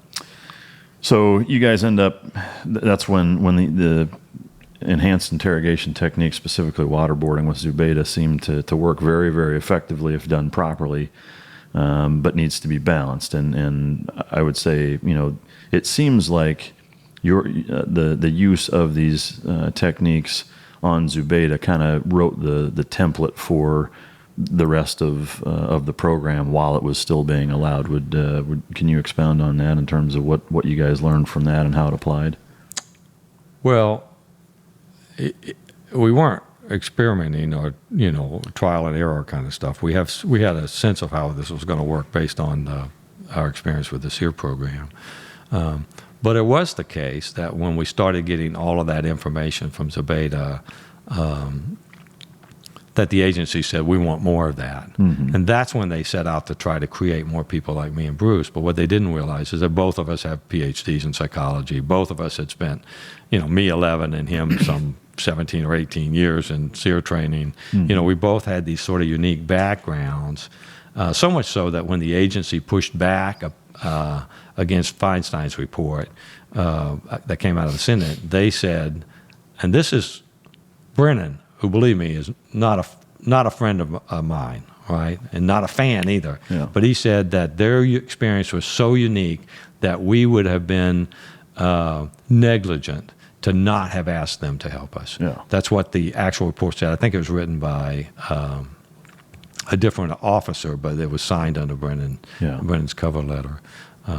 Mark Morrell, I think, wrote an acting CIA director wrote or at least if he didn't write it, he oversaw the putting together of the report. Yeah. And but you just don't create someone who knows how to use psychology in a 2-week course, especially when the focus is on the use of coercion, because so little of what we did actually was based on coercion. What a lot of people don't know is KSM was exposed to EITs about 3 weeks, but there was another, which is, like 21 days or something like that. There was another 1,200 days when he was relatively cooperative with us. A similar thing happened with Zubaydah. Zubaydah was exposed to EITs for about 17 days. There was another 1,600 days before he was turned over to Gitmo that he was relatively cooperative with us. So what happens is they focus on this little narrow timeline instead of the longer, more productive thing. Yeah. No, I mean, and it's obvious reading the book that, if it's done properly, it's here's what's going to happen if you don't, and if it's balanced correctly, then they abide by it, and it's constantly kind of riding that fence of, keeping that treasure trove of information coming by. And again, one of the things that I really gleaned from this book was that whether it was Gitmo or any of the black sites that you had them at, I think most people's perception is that its primary role is of a prison nature where you're punishing them, and it's very, very different from that. Not at all. In fact, it's 100% about just. In fact, they were treated better than most people. Yeah. When they were not in interrogations. Yeah. They had better medical care. Yeah. They had better catered food. I mean, they didn't lie to those guys at all. If it was halal, they told them it was halal, and they always got halal. Yeah. And they went out of their way to once they were in the debriefing part of the phase, which usually happened within a few weeks, right? 2 or 3, sometimes a month. They got good food. They got their feast meals. They got it was. People, I think the Americans would be shocked at just how much money was spent on. They had gyms. They could work out. They could play basketball. They could watch movies. They could eat together. Yeah. I mean, it was way different than the way it's portrayed by Feinstein. Yeah. No, I mean that's evident from the book. There are a lot of things that I think between Hollywood and the media and the agendas of different politicians. There's most of what really goes on is unknown. No different than the stereotypes that exist predominantly in our society about guys like you. Similar ones exist about guys like me. That there's a lot of inaccuracies that are portrayed in pop culture and whatever. That the first 3 weeks sucked. Yeah, but after that, if it sucked or not, really depended on how the person acted. Yeah. Yep. All right, so now moving on, you've been referencing Nashiri. So he was the guy responsible for the USS Cole bombing, right? Which hits home with me because I was on deployment when that happened, and we ended up going and sitting on the USS Cole for about 2 months after that happened, and ended up escorting it out to the USS Marlin Spike, which was a floating dry dock. Got loaded on that, and then sailed back to Mississippi and was recommissioned, But so I, pretty intimately familiar with the Cole bombing. One of the things that so you moved to a different black site at that point, but you still have Zubaydah with you. One of the things that no, we didn't move. Maybe I wasn't clear in the book. My first encounter with Nashiri was in the UAE. We moved him to a transitory place where we were just going to spend until we were changing planes. Okay. And then you went to the original place. And then we went back to the original place. Okay. That clears it up. I guess, because, I was curious, like, Zubaydah's still there. Like, are you dragging him with you or what's going on? But no, he stayed in the original place. Okay. And Nashiri temporarily went to another place. Okay. And in that temporary spot, one of the prisoners, Gul Rahman, dies. And what? Not while we're there, though. We were gone at least 5 days before he died. Do you have any idea of what? It just says exposure. Do you know what?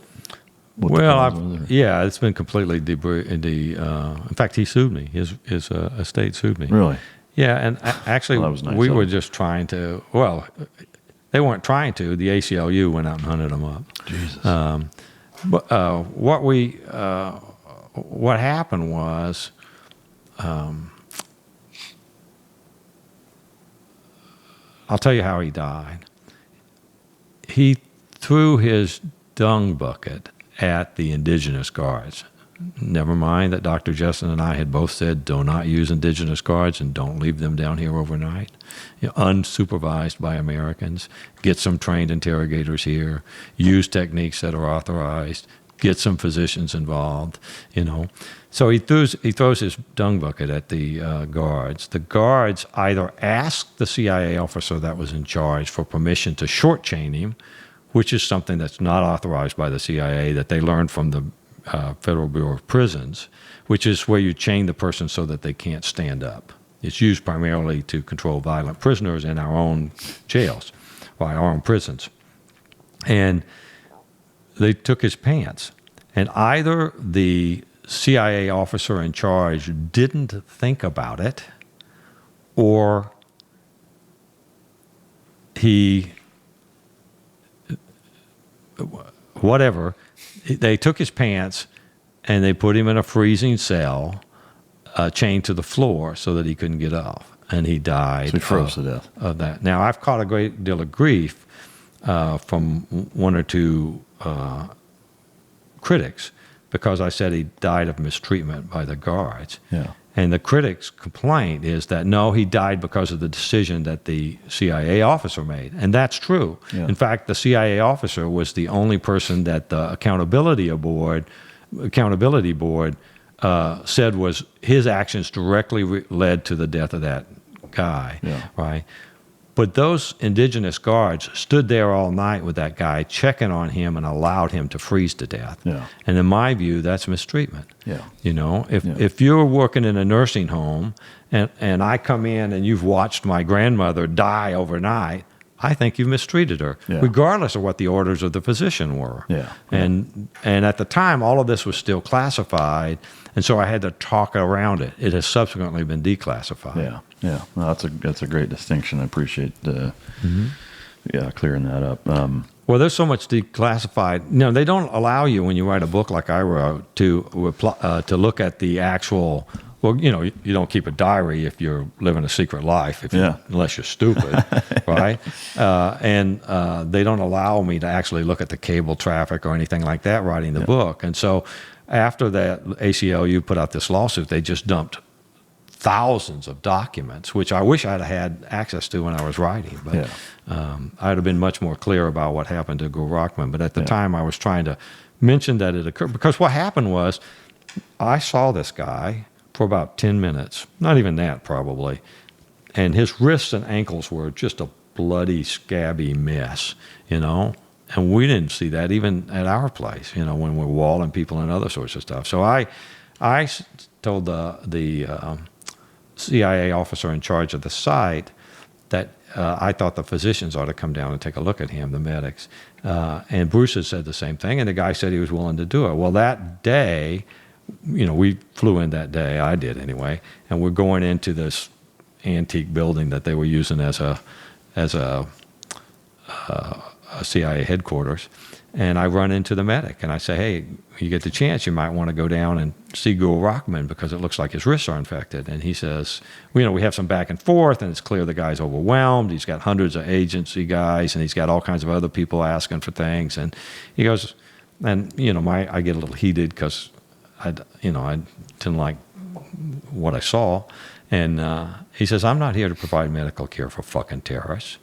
Well, it turns out when all of this stuff becomes declassified, that's exactly what he was there to do. That was one of the many things they had burdened him with, and they had pencil whipped a lot of it. Yeah. And I think if they had done what Bruce had said, I know they want to make me and Bruce demons because we're the contractors, but we weren't even there. Yeah. And before we left, we said, get some physicians involved. Yeah.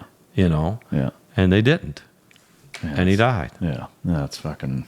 And we got blamed for it. Yeah. No, it's no fucking good on a lot of Although, I will tell you, the CIA stood up and paid the legal bills and, you know, I mean... At least did right by that Well, part. they did, right. Well, McLaughlin at one point told someone that those guys were never CIA family. Mm-hmm. And they had among some folks who are senior in the CIA, contractors get viewed like assets. A CIA asset is someone who provides intelligence but doesn't work for the agency. A CIA officer works for the agency. Well, you use assets as much as possible. You'd like them to have a good life. But ultimately, they're fucking disposable. But ultimately, they're not one of you, right? Yeah. And sometimes you have to make hard decisions. And I understand that. You know, I really do understand that. Now, fortunately for Bruce and I, that's not the attitude of everybody in the agency. You know, there's Henry Kissinger, and I don't know that this is true, but I will just tell you this. But I heard. A senior person, well, remember when they were, during the Nixon administration, when they were talking about the POWs in Laos and Cambodia? This may be an apocryphal story, and if it is, Mr. Kissinger, I apologize. Yeah.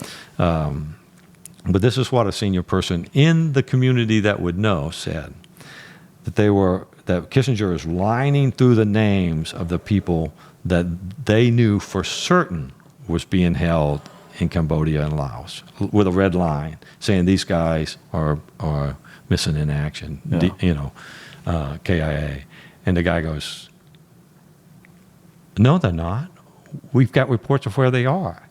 And Kissinger says, men in the military are menial beasts of burden to be used and then cast aside in the service of diplomacy.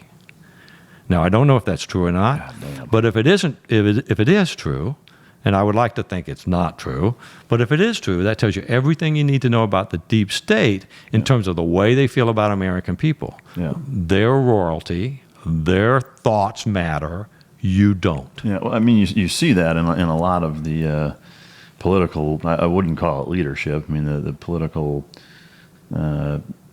framework that exists in this society, and it's fucking sickening. But all right, so now you guys moved back to the original black site, and what I thought was again really fascinating was now you'd kind of moved into, or Zubaydah had essentially moved into almost like a consulting role, and you outline a lot of conversations that you have about how much you want to torture the quote unquote brothers that he refers to as fellow we never used the word torture. Yeah, because torture is a crime. Well, yeah, I mean, I guess. But I mean, it gets used colloquially. Yeah, and he used the word torture, although he didn't say torture; he said torches. Yeah. But I mean, to me, it's fucking semantics. But at any rate, I thought it was fascinating in that the conversations that you. I wasn't pulling you up short. I was just saying that in our conversation, we just didn't use that word. Yeah, no, I'm tracking. But I guess I found it fascinating the consulting that you were doing with him, and more importantly, like his ability to communicate to you guys a really new and dangerous insight and perspective into the minds of these guys that really allowed you to really understand. And I'd like to read. It's kind of a long excerpt, so bear with me, but I think it's really important. And this is basically waiting for approval. In terms of intelligence requirements, you and Bruce are waiting for the approval of the interrogation plan that you guys submitted collectively. While we were waiting, Bruce and I talked with Abu Zubaydah about waterboarding. By then, he had been cooperating for several months, and even though I hadn't seen him for a couple weeks, I was confident he would help if he could. I thought he was the best source available to help us fully understand how Islamic terrorists were likely to respond to the waterboard and how we could avoid using it if possible. We told him that we didn't like doing it. We asked him to help us come up with some way to get the brothers to provide information we could use to stop attacks, information that they were trying to protect without the use of waterboarding or other harsh interrogation techniques.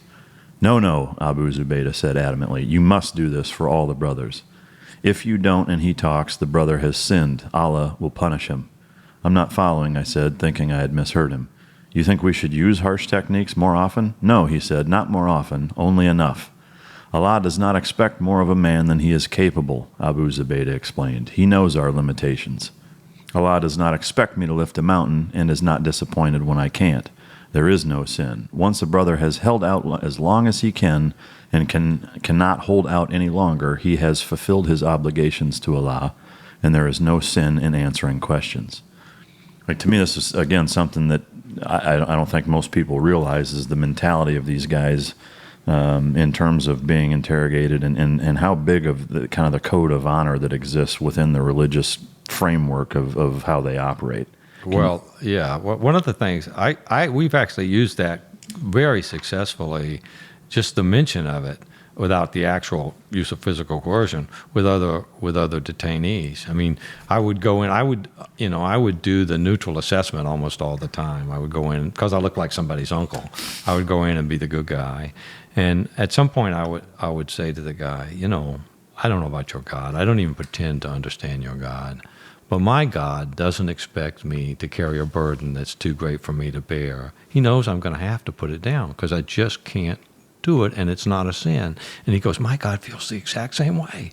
And then we have a conversation not about resisting techniques, right, or how hiding secrets, but at what point he's free to talk. Yeah. You know, and I've noticed that same kind of thing when I was on the hostage negotiation team, or when we had to do a take down a violent psychiatric patient, is they're absolutely wired until they're under control. And then once they're under control, they can sort of relax and go with the thing, you know. That insight was incredibly helpful. And because he went on to say, you have to do enough, but if you do too much, it will be you who have sinned. It will be you that God will punish. You're basically turning them into martyrs. Yeah. But not enough, and they've not fulfilled their obligation. Then they're traitors. Yeah. And they're not traitors to Al-Qaeda. They're traitors to Allah. Yeah, which trumps everything. Yeah, no, like I said, it was a really neat insight. So you guys finally get back to this black site, and you get, we won't spend too much time. Basically, there's a new sheriff in town. He tells you to shut the fuck up and go sit in the corner, and you have a bunch of problems with this new guy that's running the show, and he's breaking rules and being a fucking Keystone cop and all this other things. So basically, you know, you get kind of thrown in the corner and ultimately sent back home within a matter of weeks. So you go back home, and now you're bitter, you're pissed off. You basically say, fuck the CIA, and then in true government fashion, after they're willing to say, get the fuck out of here, they call you back and say, no, we need you. Yeah, one thing that's not clear in my book, because I didn't write it in my book, because I didn't want the grief, is that I had multiple contracts with the CIA, and all of those other contracts had to go on hold while they sent me off to do this thing. Maybe I alluded to it in there somewhere. I'm sure I must have. As well as other civilian contracts I had with other organizations. You know, they basically jerked me out of my life and sent me off to do this thing. And so I had to actually renege on some contracts. And so when I got back, I thought, okay, well, I'll go back to working with that group in the CIA that I was working with before, doing this other thing that I was doing, and I'll pick and choose, and, you know, I'll still be part of the intelligence community, and, you know, life will be good. Because, you know, at that particular time, we pulled a pretty high price per day for consultation. And then they called me back. Yeah. Yeah, I mean, to me, it was just, like I said, there's kind of a recurring theme of how ridiculous the government is sometimes, which I've certainly been amidst that more than I care to keep track of. You know what I thought was fascinating about that was that the upper layers, Jose Rodriguez and some of the other people that were involved at the very senior level, weren't happy with the things that the people, their own officers, were doing, and forced them to take Bruce and I back. Yeah. I can't tell you how many times that happened, where you know, there were essentially two different kinds of interrogations going on. There were interrogations going on with the person I call the new sheriff, who were exactly what exactly what Feinstein's talking about, you know.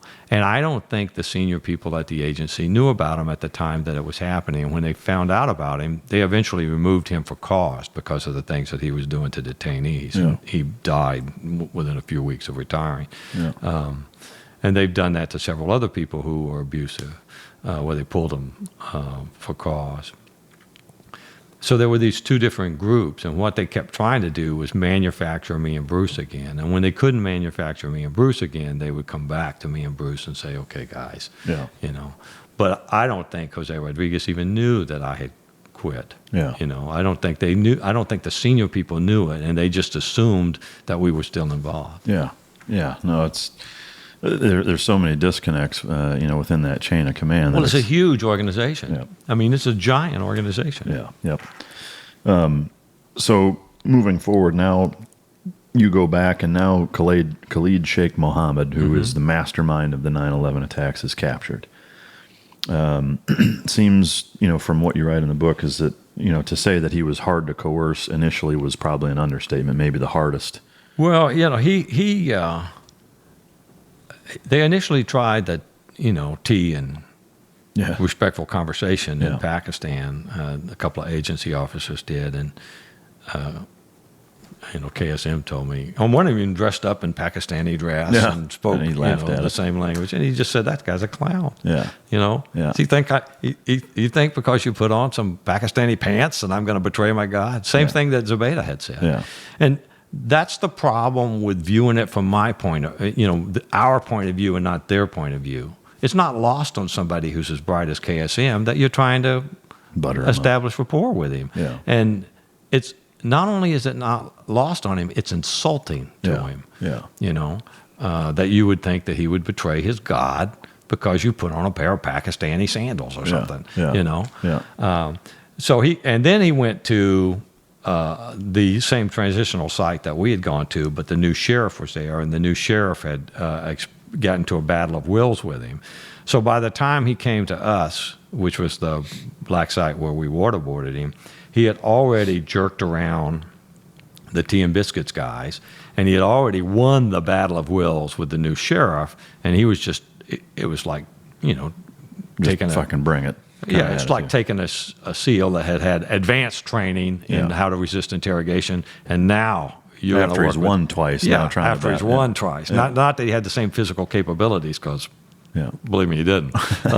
But that, in terms of will, he was incredibly hardcore, and it was that way all along. You could never force him to do anything. Yeah, it couldn't be forced. Yeah, it was that combination, and again, like, with a lot of the 1%ers, we call them here, dogs, they're that same way. Like, most of the dogs that come here that are washed out or retired early or whatever because of temperament issues, they bit everybody they're not supposed to. You're not going to make that motherfucker do anything. Like, you can manipulate things and get his drives and essentially gently coerce or manipulate things to get him to make decisions and then reward him for it. But, the second you start making him or trying to make him do anything, it's two magnets, running into each other. But one question I'm curious of, you've been in front of Khalid Sheikh Mohammed, Zubaydah, tons of high-level Al-Qaeda operatives. Was there ever a time where when you walked in there, and I don't know that starstruck would be the appropriate term, but that feeling of like, holy shit. No. Like, was there ever, or on the transverse, was there like an emotional animosity where like you had to really throttle back? No. What happened is, after the first couple of times, there was kind of an ordinariness that set in. Mm-hmm. Like you get used to doing these interviews, and there's just an ordinary way that it happens. And so, for the most part, for me, it was like doing therapy or doing a hostage negotiation thing. We try to, and that's a thing that I think maybe your listeners might be interested in. What Bruce and I tried to do, very much like a crisis negotiator or an old school hostage negotiator would do, was position ourselves between the detainees and Washington. So if you read my book, you'll see there are lots of times when we're saying, I don't think Washington's going to believe that. Mm-hmm. You're going to have to help me with that. Yeah. So we're using the same kinds of techniques so that we can appear to be advocates for the detainees when we're talking to the detainees, even though we're the ones who are, doing the coercive stuff. Yeah. Because that coercive stuff only lasted a few days. That's the hard part. Then the rest of it was using all these other techniques, social influence techniques, to get them to continue to talk. Yeah. But in any event, there was one that I was nervous in the room with, Because you thought he was going to do something physical? Or? No, just because I knew he could. Yeah. Hambali is an incredible martial artist, and he has the emotional responses of a lizard, the confusing thing about him is I just couldn't read him. Yeah. I couldn't read him. Now, Bruce could read him pretty well, but I couldn't read him. And they all pretend they can't speak English. Yeah. And Wally spoke some language that I think 3 people, fucking Sanskrit or understood. Aramaic or something. But at one point, and this didn't happen to me, this happened to Bruce, they're questioning Hambali. And they're doing it through a translator. Bruce is questioning Hambali. They're doing it through a translator. And at this point, Hambali's, talking, and the translator says something back to Bruce, and Hambali leans forward and says, in English, "That is not what I said." Yeah. Yeah, but even there were other guys like, you remember the Al Qaeda resistance, the Al Qaeda recruiting video where the guy's doing the spinning back kicks? Yeah, that's that him, was right? Hassan Ghul. Yeah.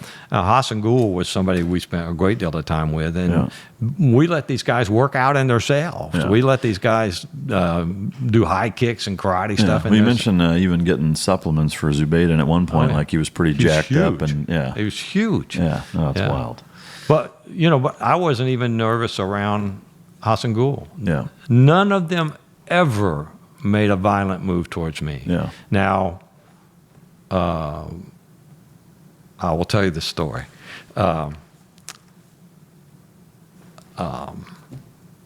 Nashiri hit one of our guys, and the guy said, "If you hit me again and I find out about it, I'm going to hurt you." But it was just bullshit, because he was saying, if you hit me again and I find out about it, as if he might not notice, because he was just a little guy and he was just mad and he was just frustrated. And then they laughed, and it wasn't a threat so much as it was just an inside joke between the two of them. Like a chihuahua. But you see a lot of that stuff. You see, like Hassan Ghul would get mad and he would throw the basketball against the wall, and the ball would bounce off the wall and hit him in the head, and then he'd be mad again. And the interrogator would say, "Well, we owe each other push-ups," and they would do the push-ups together. And it's just it's all rapport. Or most of it is once that rapport is built, is maintaining. It's authenticity. Yeah. It's just you have an authentic. We know the left and right limits. Yeah. Yeah. Yeah. Not. One of the things in seeing with KSM that reminded me again similar to some of the dog tactics is there's two things. One is conditioning. Like he stood up to a shit ton of pressure on waterboarding, but it was the. It was walling and sleep. It was the bridging of the conditioning of the towel around the neck that was the cue that made him lose. It was the anticipation. And we used it with all of them. That way. But it seemed like it had the most prominent. It had a bigger impact on him wrapping a towel around his neck than it did waterboarding him, right? Yeah, what the towel came to represent. It's like the clicker. Yeah. Right. Yeah, it's bridging. I know. I got to be careful because the ACLU sues me. One of the things they sued me about was that I treated these guys like dogs, right? Yeah. So it hasn't got anything to do with your interview or your expertise, but it is the case that transitional objects can take on some of the same reinforcement qualities as the original stimulus. Mm-hmm. That's just a natural, it's like the sound of a drill in a dentist's office, or the smell of apple pie. Yeah. Your body is hardwired to do that, and what we would do is use that. We would use that collar, that towel that we had made a collar out of, as a transitional device, like a clicker, so that we didn't have to do the things. So with dogs, like if you put on, I'll give you an example. One thing that would represent that to a T in dogs is putting a prong or a remote collar on them.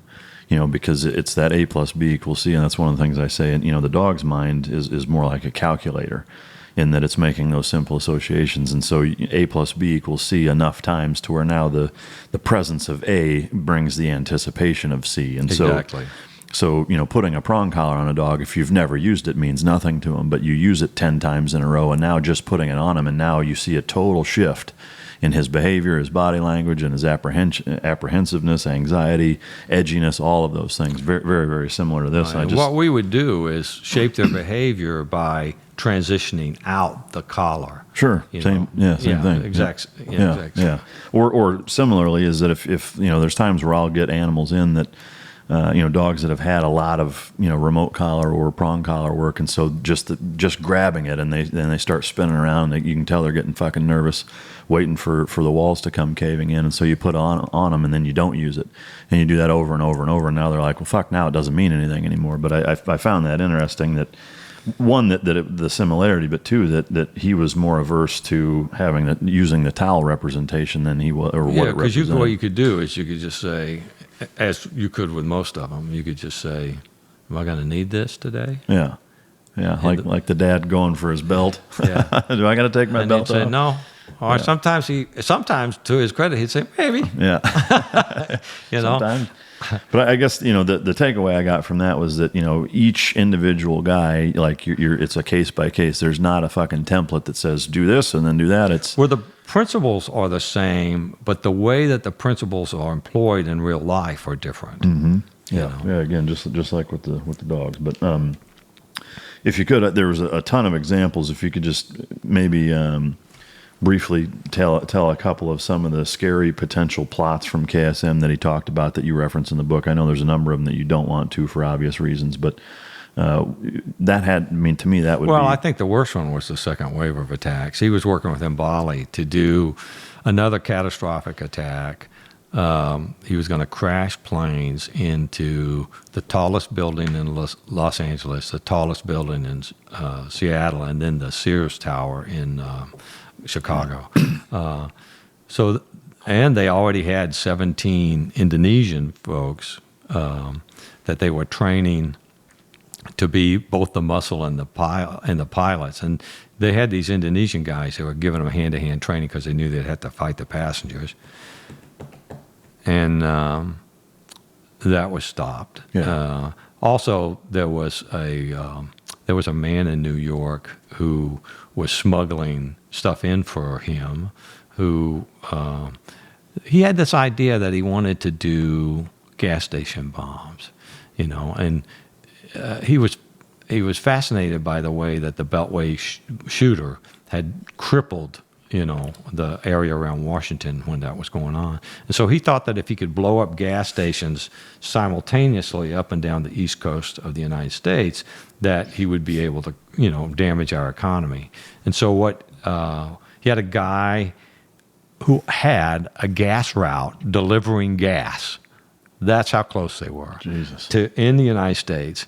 So that, he was somebody that they trusted to deliver gas to them. Meanwhile, he's trying to develop the bursting charge to actually get as many deaths as he could possibly get out of this thing. Because, in the bottom, you can blow up a gas station, but it won't necessarily produce the fireball and the shrapnel and all that stuff that you want. And then there are concerns about, can we get the phone connectivity? Do we do this with timing? How do we do this? So, he had gone so far as to, he said, buy a gas station and try to work these things out. Yeah. Not in the United States. In Pakistan, he bought the gas station. So then, in addition to that, they were going to try to cut down one of the bridges, either the Brooklyn Bridge or the Washington Bridge in New York. They had the idea of poisoning reservoirs. Now, the liberals made fun of that, but Khalid Sheikh Mohammed was an engineer from North Carolina, right? Yeah, he had an engineering degree, and he was in charge of the water treatment plant in a Middle Eastern country. And when I said, "Well, they don't think you can poison a reservoir," he goes, "Well, that's idiotic. I wouldn't do that." Yeah. He said, "This is how I'm going to do it," and I can't tell you. Yeah. But it would have worked. Yeah. He said, "I don't have to kill you. I just have to make a bunch of you sick." Yeah. Mm-hmm. This is a man who understands water distribution and water treatment in a way that you and I never can. And he just said, you can't do anything in the reservoir because that dilutes it too much. You got to do it at one of the choke points. Yeah. Yeah.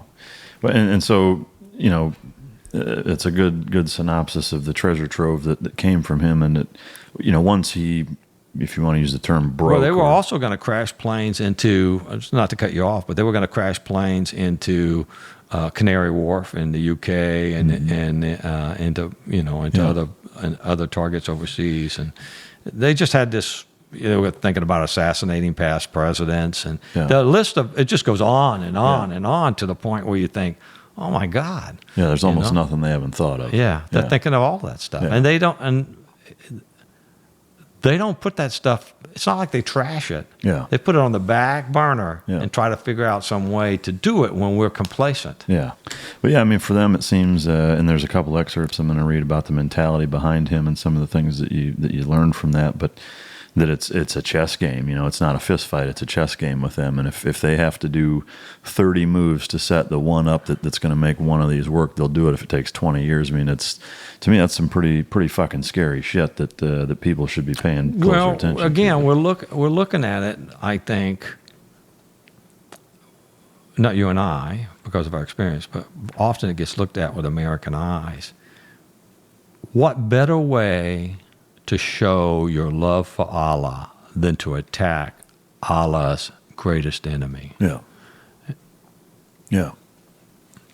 No, I know it, and there's a couple different excerpts. Like I said, that I'll read. Just since we're talking about it, I'll go ahead and read this one real quick.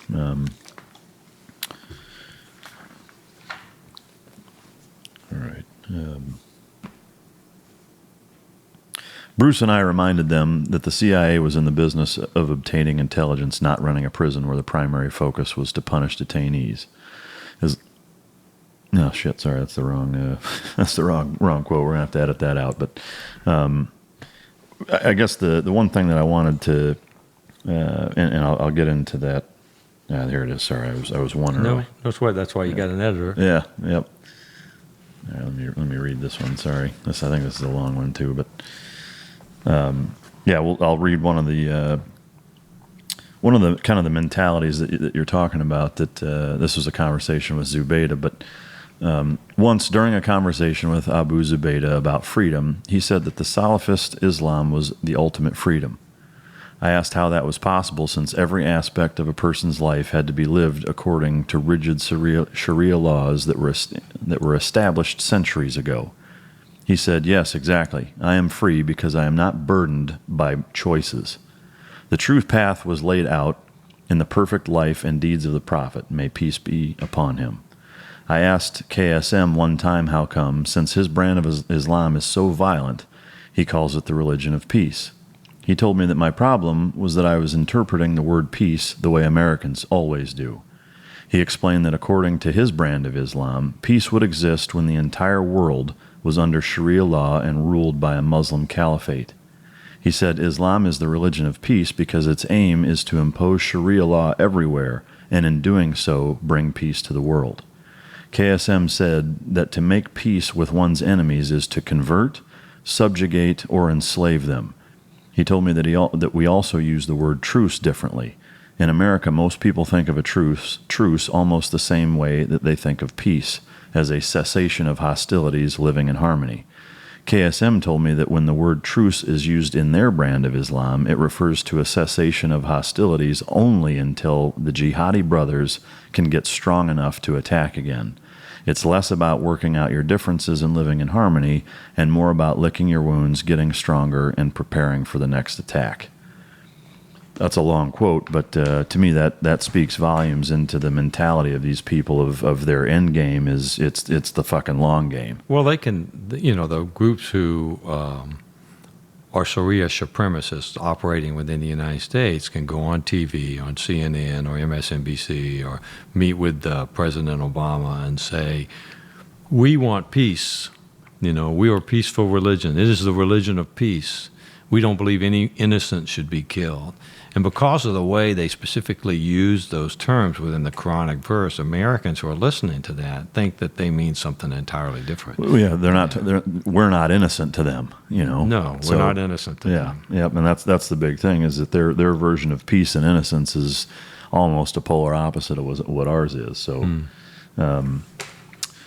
I thought another interesting fact from the debriefing chats, kind of the more informal ones that you would have afterwards. The fireside chats that we'd have after. Yeah, I mean, again, where rapport plays such a big role. But one in particular, one of the talks that you had with KSM was that when he admitted to beheading Daniel Pearl, the Wall Street journalist. Yeah, we weren't. We were never in the business of getting confessions. I mean, a confession is virtually worthless for intel purposes. Mm-hmm. But at this particular time, he was being questioned by a subject matter expert on WMD, Al-Qaeda's WMD capabilities. And after it was over, we were doing our fireside chat with him, which is where we would essentially tell him the the session was over, but it really wasn't. Yeah. Right. And Bruce and I would talk to him about his experience being questioned. And Bruce said, "You looked a little nervous there, Mook. I mean, there were several times when you kind of looked down at the ground and looked like you were going to say something, and then you seemed to change your mind. And there were times it didn't look like you were listening to what she was having to say because you were thinking about something else." And he goes, he looked at me and he says, "Go get the woman who takes the notes." Now, as I said in my book, that woman is brilliant, and she does not take notes. Yeah. She's generating the questions. She's generating the intel. She was a brilliant lady. But because they're chauvinist shits, I got up and I went and got her and brought her back. And he proceeds to tell us about how he killed Daniel Pearl, how Omar Sheikh had kidnapped Daniel Pearl, and that that Saif al-Adil had ordered him to kill him when they found out that he was not really a CIA operative, but instead a Jewish reporter, and walked us through how he cut his head off and dismembered him, cut his arms and legs off, and stuck him in a hole.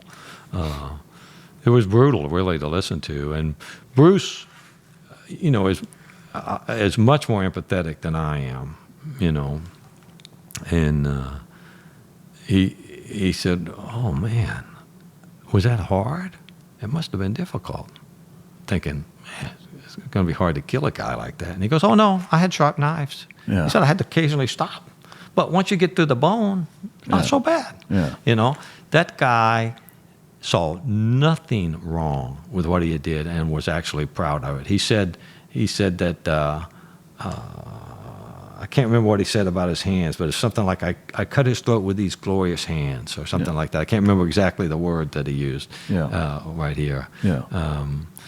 And then, we told him, we don't know that they're going to believe you. And they didn't believe him. Yeah. Right? Yeah.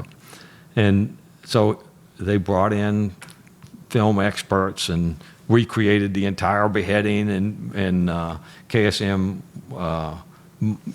joked around and used the prop that they were using to be sure, no, get to my wrist, it's got to be like this because can see the hairs, and absolutely no remorse at all about this whole thing. Yeah.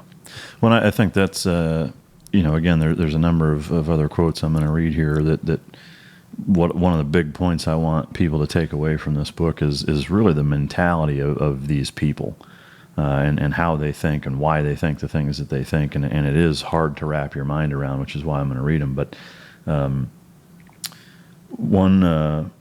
a couple more things that I think are important that were gleaned from KSM was, number one, and this was refreshing, was that both him and the Al Qaeda organization were not at all expecting the swift ass kicking that they got after 9/11. They were expecting you can't blame them. 4 or 5 times prior to that, we did fucking nothing. And that's what they were expecting. Yeah. They said, we thought we would do what you always do. You'd fire a couple of missiles and call it we'd a day. be okay. Yeah. So that was neat. I love he refers to him as the cowboy George Bush. Comes he said, over. How was I supposed to know that cowboy George Bush would say he wanted us dead or alive and invade Afghanistan to get us? Yeah. He goes, that cowboy. I always called him that cowboy every time we talked to him. Yeah. And he didn't say Bush. He said Bush. Yeah. He had a way of saying that. Yeah. No, that's. I used to say apparently he was the only one that wasn't aware that if you piss off Americans, they'll put a boot in your ass. Especially you don't mess with Texas is what I told him one time. I said apparently you didn't realize you don't mess with Texas. You know, and that defaults to the country if a Texan is in office for sure. But to me they're represented two things. As one is, it seems like there was already kind of a shift in terms of a difference or a contrast between bin Laden's kind of prophecy of these huge, grandiose, large-scale attacks and KSM's, and there's a really good quote that you guys kind of synopsize from that, where basically KSM says the following. He said, Al-Qaeda leaders dreamed of crippling America with sophisticated, large-scale, catastrophic attacks, but that, from his perspective, large-scale attacks were nice but not necessary. He said sufficient numbers of brothers acting alone to launch low-tech attacks could bring down America the same way enough disease-infected fleas can fell an elephant. A small bite here, a small bite there. The elephant is big and powerful, but a single flea is too small for it to stop. The elephant will eventually get sick and die.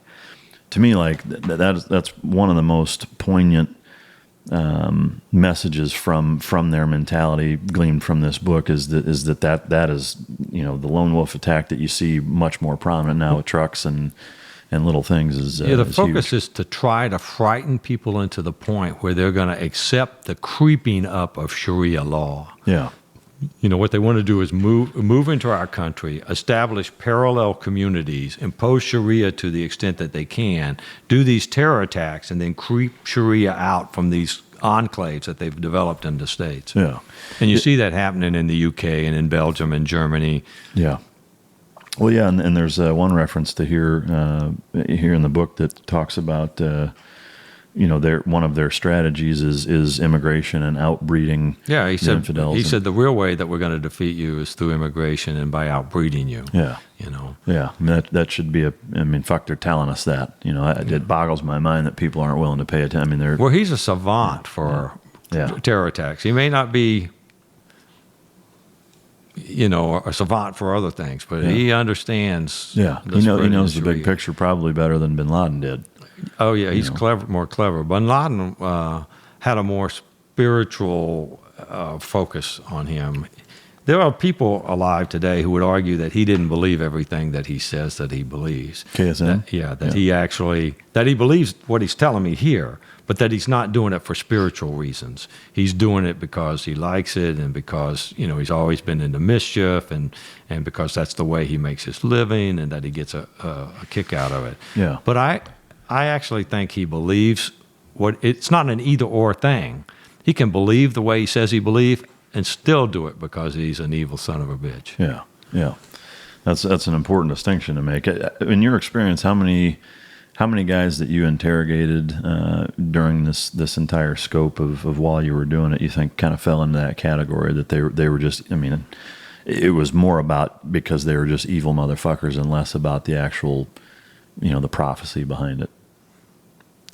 He was primarily the only one. The rest of them, Zubaydah, I said that in my book, and I will say it again. And until he got kind of thuggish, Zubaydah reminded me of a Jedi Knight. Yeah. I mean, I hate to say it, I admired the way that he handled himself when he was being held. He handled himself very well. And so did Gul Rahman. They handled themselves really, really well. Yeah. There were others that like Ramzi bin Sheba was a pain in the ass. He was always a pain in the ass. If there was a problem, he was right at the core of it. And Walid bin Atash, the guy that blew up those Buddhas in Afghanistan for the Taliban, he had one leg. That guy was a warrior from the beginning. And his mom, I think if I got this right, his mom and dad dropped him off in Bin Laden's camp when he was a young teenager. Oh, wow. And he had been a member of these jihadi movements ever since then. And so a lot of those guys, all of them were very focused on their mission. But in addition to that, KSM was just an evil motherfucker. Evil. Yeah. Yeah. So you mentioned the blowing up of the Buddha statues, and there's obviously, especially in Syria, a lot of architecture finds that have been destroyed, and that's one of their big MOs. And that was another thing from the book that I think a lot of people don't realize is they don't understand why they do that, or hey, this is a big historical find. Like you got to leave that alone. That's precisely why they're doing it, is to the anti idolism piece, right? Yeah. Khalid bin Atash told me. I said, that was a historic site. He goes, yes, Allah be praised. He said, thousands of idolaters come there every year.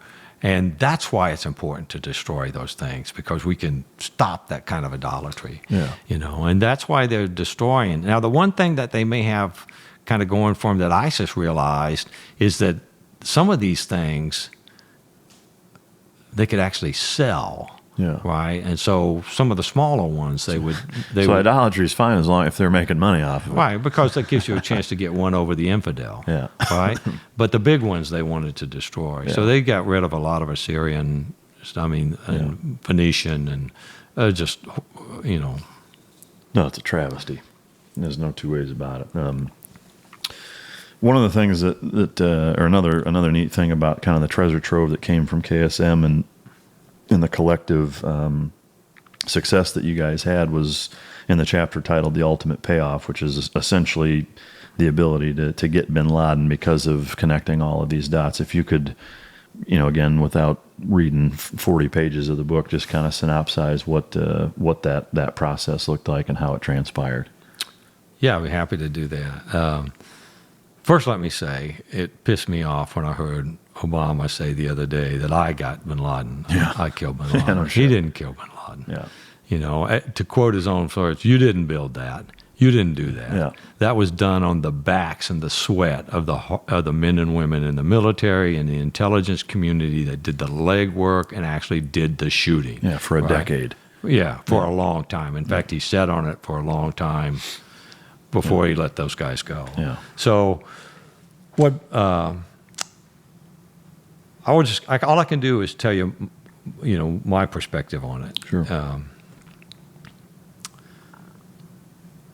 Kind of the first we hear about the courier is from Omar Bellucci. And Omar Bellucci said that this courier, and he didn't, really know much about him, that KSM had told him that this courier delivered messages for Bin Laden. And we go to KSM and say, what's this your nephew is telling us about this courier? And he goes, oh, no, that guy used to work for me, but, he's retired. He doesn't do anything. My nephew's lying about that. I didn't actually do that. So we go back to the nephew, Omar Bellucci, and say, your uncle says you're lying. And he goes, I don't know why that guy says I'm lying, but I'm not lying. Well, one of the things that sort of put the spotlight on the courier, and it's not the only thing, but one of the things that put the spotlight on the courier was they thought they had a secret way to communicate with each other, but we knew about it and we monitored it constantly. Well, in that period when we were asking him about the courier, KSM, through this secret way that he thought he had a way of talking to the other people that were in this, in the community thing with him, he wrote, whatever you do, don't tell him about the courier. And that the interrogators and the analysts said, well, we got to find out more about this courier. And there was a guy who, Hassan Ghul, before EITs, he said, well, this courier, Abu Ahmed al-Kuwaiti, he may be one of 5 or 6 guys, or 3 or 4 guys who deliver messages for KSM, but it could be blah, blah, blah. After EITs, he goes, that guy is the courier. I've given him letters to deliver, blah, blah, blah. So now they're interested in al-Kuwaiti. Well, I interrogated a guy who said, this guy al-Kuwaiti, he has a brain injury.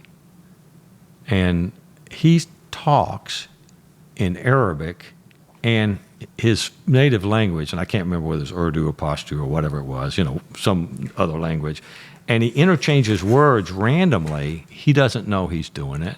And if you don't understand those 2 languages, he sounds crazy. Yeah. It sounds impossible to understand.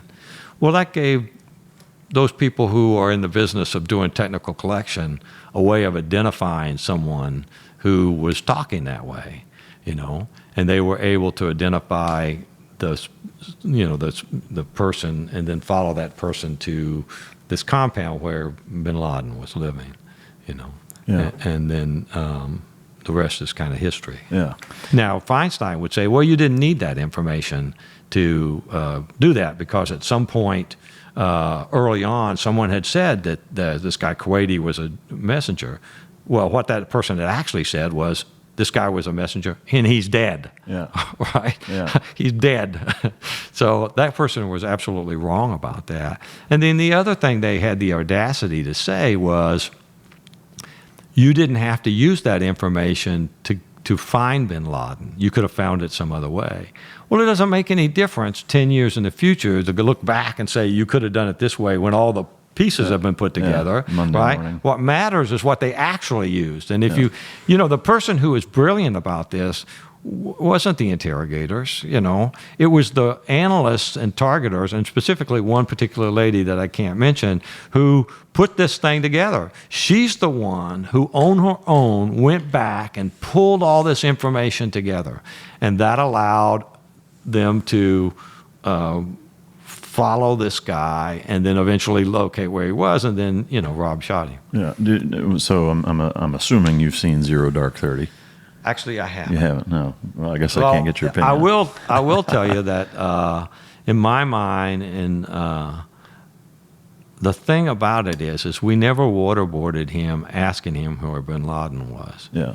And that's the part of the thing that turned me off about it. Yeah. We were only authorized to use enhanced interrogation techniques to stop attacks inside the United States, you know, for specific kinds of things. Now, what gets confusing to people who aren't aware of timing is before those techniques and after those techniques, and in the fireside chats, that topic would come up. Yeah. But it wasn't like we were pounding him and saying, where's bin Laden? Or waterboarding him and saying, where's bin Laden? We know you're lying. That's not what happened. And my impression of that movie is that that's what they were conveying. Yeah. And I think that's what the people at the agency thought too. Yeah. Well, I think it's for a 2-hour movie, like there's a condensing of onion layers that has to take place to be able to tell a fucking story that's that complicated in that amount of time. But the problem is that the blowback that has with people like me. Well, just our the reality. The entire society. That now that's their perception of what happened. Well, what we found out with the use, and we knew in advance with the use of coercive pressure, is you can't ask leading questions. Yeah. You know, if you do, they'll just tell you what they think you want to hear. Yeah. Yep. Yeah, the subjectivity thing is very nuanced, but probably the most important aspect of the interrogation. And again, it wouldn't have happened without the information from the enhanced interrogation program. Yeah. And it definitely wouldn't have happened without that brilliant analyst who put this thing together. And it did require the president's authorization, but it was the military planners and the SEALs and it was this chain of events that led to his death. Yeah. And for Obama to take personal credit for it, I think is one of the most naked, narcissistic things a person could do. Yeah. Well, it falls right in line with the rest of his It's like he wants to personality. claim credit for Trump's economy. Yeah. You know? I know. I find that bizarre. Yeah. Well, especially given the fact that him and everybody else said, the country's going to fucking collapse. This is the new normal. Yeah. No, I know it. Those jobs are gone and they're never coming back. Yeah. Yep. One thing you mentioned a little bit about kind of the secret messaging between detainees at the site. Is there anything you can shed on that? You can't. Other than we knew about it and we let it happen, and we never told them we knew. Yeah. But in terms of how they did it, you can't. No. Right. You know what? I don't want to coach. Yeah. No, I'm guys. tracking.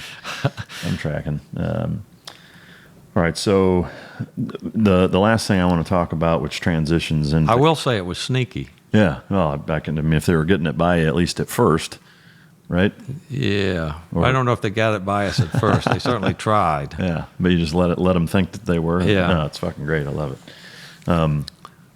So, transitioning into, after the program was shut down and how that all took place, we're going to get into that. But I want to read, and again, this is a long one, but it absolutely is important, I think, for people to hear this, is that because it relates directly to what happened with you afterwards, is that he essentially knew and knows our society better than we do in terms of how it's going to plan out, and he basically prophesized the shitstorm that you were going to go through, and I'll read it, but it also has some elements to it that I think people need to understand where the mentality is with these folks.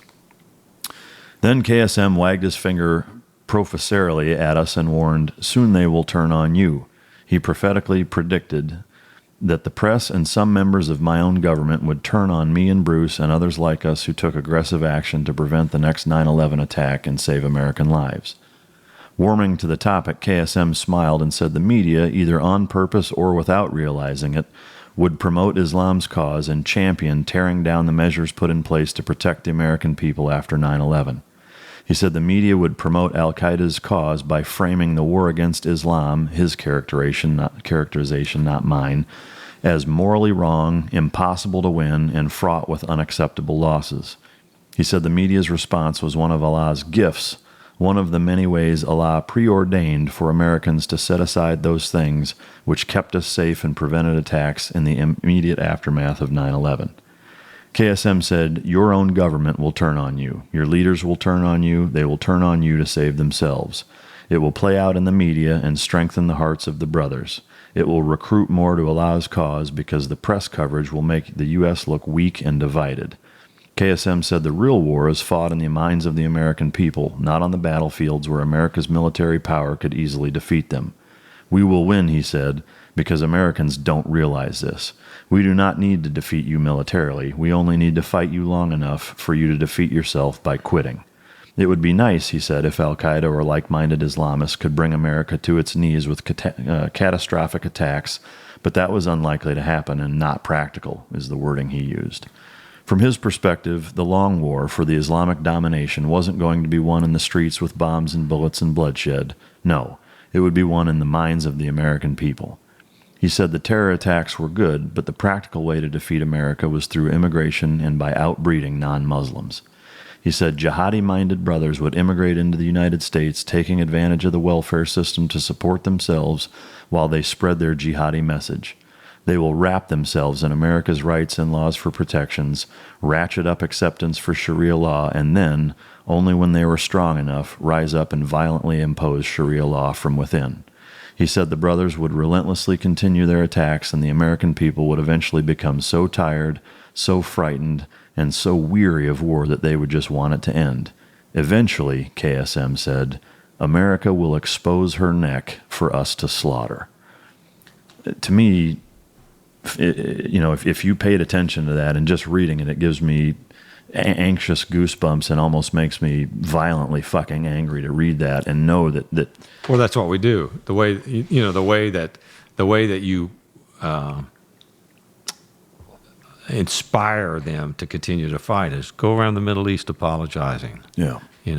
One of the things that I think has gotten lost, and this is just an old guy talking, is that America is one of the only countries, in fact, I think it is the only country that is founded on the notion that the rights of the government comes from the individual, that it is the individual, that the government exists so that the individual can thrive and flourish, not the other way around. And when guys like Obama travel around the world and try to oppose this sort of new socialism, whatever the hell he's doing, right, apologizing for Americans looking after America, it's just wrong, and it actually inspires these guys to do more terror attacks. Things got worse because we dropped the ball. Yeah. We allowed this shit to happen, and we're still allowing it to happen. Chain migration has got to stop, and we have to do more to monitor and surveil. We can't allow them to set up these parallel communities where these networks of Salafists can develop these radical mosques and bring people in who will do exactly what he said. Yeah. I mean, again, to me, to read that, I mean, I don't know how you can hear that or read that and not say, holy fuck. And that's not Jim writing that. Yeah. That's the bad guys. Yeah, that's what I mean. I mean that's their battle plan. Yeah, and he's willing to tell you that. Oh, because I asked him one time about that, and he said, you've already lost. In the time scale of Allah's universe, I think that he didn't use the word universe, but in the time scale of the way events unfold, you've already lost. You just don't know it. Mm-hmm. It's over. Yeah. Yeah, it's too late, basically. Yeah. Yeah, no, I agree. I mean, and like, again, it's just I would hope that anybody listening would take that as a stark fucking wake up call to do something about it. All right, so a lot of successes from the program. The Abu Ghraib shit happens, basically derails fucking everything because those military police officers and whatever the hell was going on there. What a bunch of knuckleheads. Yeah, I mean, and so you guys, even though you had nothing to do with it, it's just, we get the blame. We still get the blame. Interrogation is interrogation. It's your fault and whatever else. It's not the CIA's fault. It's Jim Mitchell and Bruce Jessen's fault. Because you guys wrote the book, right? Well, we actually didn't. Yeah. I know you know that, but what I'm saying is we didn't reverse engineer anything. Yeah. We just simply did what they asked us to do, and they tried to build a program around to duplicate us, and they just didn't realize what the critical points were. Yeah, well, and I think too from reading what I got out of it is that you guys essentially just condensed what had already been being used and just kind of compiled here's what's been used, here's what's worked. The letter has been declassified. Yeah, I mean it's 2 pages. Yeah, and so there's 2 different reports. I'll just briefly mention the May of 2004. Helgerson releases a report, the counterterrorism detention and interrogation activities. Sounds like it's total bullshit to me. Basically, you guys are hung out to dry doing what they fucking begged you to do. I mean, they pleaded with tears in their eyes for you to come do this and then throw you under the fucking bus for doing it, which, I mean, is horseshit of the highest magnitude. Well, there was a person inside of the IG that was leaking information to the press at the same time that, from the content of the things that were written in the press, it appears that Ali Soufan was also talking out of school. Yeah. And so that had its impact, which was considerably negative. The Abu Ghraib stuff happens, and then basically it's no more EITs whatsoever. Just ask questions and write down what they say. You basically become completely fucking castrated as it relates. There was no to point in having me there because the guy said, the last guy, Raheem, he said, "You guys even check my teeth." Yeah. Yeah. He's like, why would I talk to you? Yeah, I mean, at this point, you're fucking babysitters and nothing else. Well, they've become so risk averse. They had gone back to pre-9/11 thinking, and they were all worried about covering their ass and covering their job. Yeah. No, it's a goddamn Greek tragedy, in my opinion, what goes on in our government over and over. But so then fast forward, now Obama takes office, and there's a number of things in here that even though I know they're public, I mean, I feel like I'm pretty fucking well informed, but a number of these things I didn't realize, and they really fucking pissed me off, which was, so in 2014, the SSCI report from Feinstein, which between her and Pelosi and Boxer, frankly, like they're the 3 musketeers of fucking retardedness in terms of. Well, I think when you spend more on hair dye and Depends than you do on your campaign, it's probably time for you to retire. I know it, but one thing it made me think of, especially with Pelosi, I mean, not that she's part of this directly, but I mean, that fucking woman's, I don't know what the fuck she's on, but it made me realize, like, to my knowledge, senators and, the House and the Senate, they're not piss tested the way military is, are they? I would love to piss test that woman because I think there'd be more chemicals than urine. I think she's just really ill. They actually have people in Congress who have to have personal assistants that remind them to put their pants on. There was a guy, a congressman, who was questioning a Navy admiral about putting sailors on Guam who thought that Guam would flip over. Or would sink because flip over. Yeah. No, I know. It's fucking unbelievable. These are the people making our laws. No, These are the people making decisions for us. No, it's frightening. And the clout that they hold, and this is a prime example of that, is that report that Feinstein put out, but it's only half of the report. See, this is the part that gets lost because NBC, ABC, CBS, MSNBC, CNN, they only cover the one thing. There were actually 2 reports that came out of that committee. There was the minority report and there was the majority report. The minority report, which people can get at CIASavedLives.com, actually outlines all of the things that the CIA did right to keep people safe. And then the CIA had written a classified, which has subsequently become declassified, a reaction to Feinstein's report, which they changed no details of. And in the back of that, there are a list of about 18 different, maybe 22 different attacks and other sorts of things that the CIA, thwarted through this interrogation program. Yeah. Well, and so I guess for me, the things that stuck out to me was, one, the incompetency of the agency in terms of during this investigation. And I'll just read this real quick, is that it was in regards to you had a hard drive at your house for a little while you were doing the contract, and when they asked you back for I never had a hard drive at my house. Let me jump in here. What happened? Oh, I see what you're saying. You're talking about you're talking about something different. You're talking about the DOJ investigation. That wasn't the agency. That was the DOJ. Oh, so they were even. Yeah, let me just go and cut to the chase. Yeah. What happened was, when they were investigating, now Holder said there was going to be a reckoning, and he appointed a career prosecutor to look into whether any of the detainees had been tortured, or had been any unauthorized techniques had been used, and whether or not a criminal case should be brought against those people. And in the course of doing that, for some reason, because the company I had had computers and things that hooked into the agency's stuff, they thought we still had those hard drives, even though all of that stuff had been turned over to the agency by their own security people and by their comm people. And so they first called me and asked me for the hard drive. And I go, and this is the DOJ. I say, I don't have the hard drive. I mean, I never had the hard drive. It was kept in a room that I wasn't even allowed to go into. Yeah. I've never even seen the hard drive. And then they go, okay. And then they find the hard drive, and then they get a hold of me again and say, what's the password? And I say, I don't know the password. I've never had the password. Yeah. This is not anything that I would even know. Is that what you were talking about? Well, yeah, the quote is a short ahead. One. It's, let's see if I got this right. First, the CIA said they didn't have the hard drive. Then they found it and gave it to them. Now the CIA can't break its own encryption of one of its own hard drives. The FBI can't break the encryption either, and somehow I'm supposed to magically unlock the thing for them. The guy says, I know. He said, but they asked me to inquire, so here I am.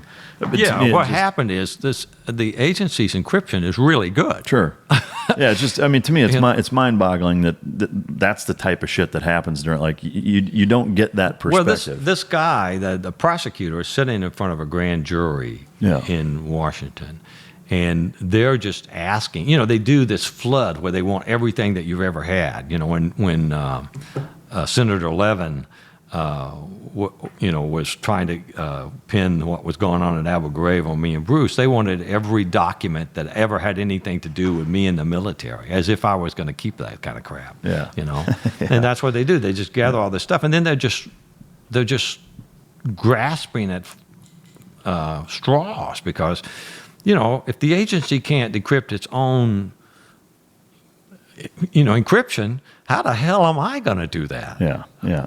No, I'm with you 100%. I mean, to me, what I gathered from this 2014 report that Feinstein seemed to spearhead is two things. Well, let me take one step back, because before that, Holder, right after Obama comes in, that kind of is the pretext for this report, is that one of the things that again I found shocking and really fucking pissed me off was that Holder put a terrorist representing attorney in the third highest position, and 9 total Department of Justice employees had ties to benefiting terrorists. What the fuck is that?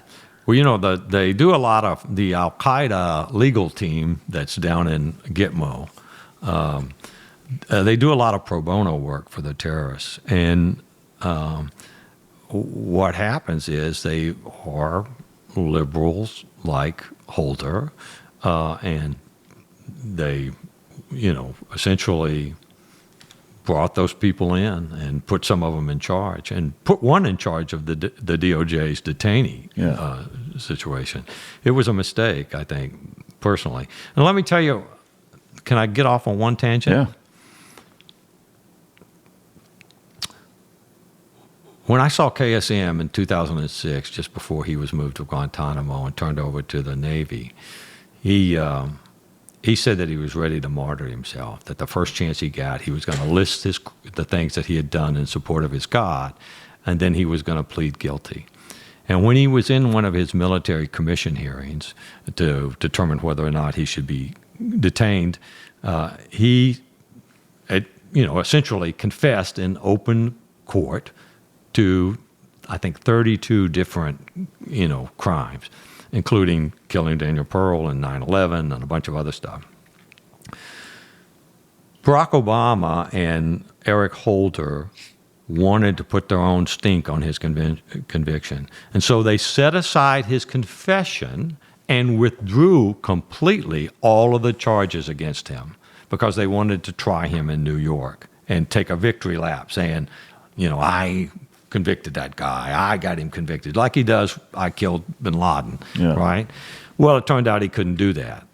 Well, let me tell you what KSM thought, because I look at it from his perspective. I know that guy. He thought, I was willing to martyr myself, and now I've got a reprieve. This is my God telling me to carry out my jihad in court, to drag this out as long as possible, to make it as difficult for them as possible. And so what happened is he then pled not guilty. And since then, the Al-Qaeda Legal Defense Fund, which is mostly Americans from liberal universities, right, or filing all kinds of ridiculous motions over and over and over. They've been doing it for so many years that the original judge had to retire. Jesus. And let me tell you one other thing that the judge did. It's just another poke in the eye of the American citizens before he retired. That military judge ruled that the FBI clean team, the confessions that KSM had made to him, couldn't be used either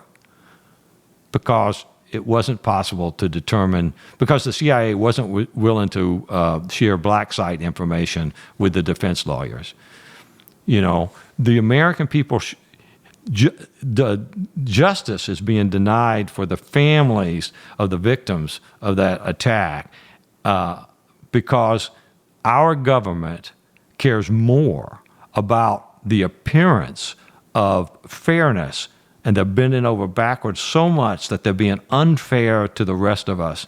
Those men should be tried in a military commission and executed. Yeah, no, I agree. I mean, so that begs the question to myself, and I know a lot of people would have, is I know that under Obama's reign, they released a whole bunch of fucking people that went back to fighting. But it's about a third of them, I guess. I might be a little off with that, but it's about a third. But so, like, what are these guys, like Zubaydah and KSM, like, what is their day-to-day like now? I mean, I'm assuming they're still not getting interrogated, right? Oh, no, they're not being interrogated at all. Like, they're just hanging out fucking... No. I mean, we had thousands. At one point, 50% of the intel about the Al-Qaeda and the war on terror was coming from the Enhanced Interrogation Program.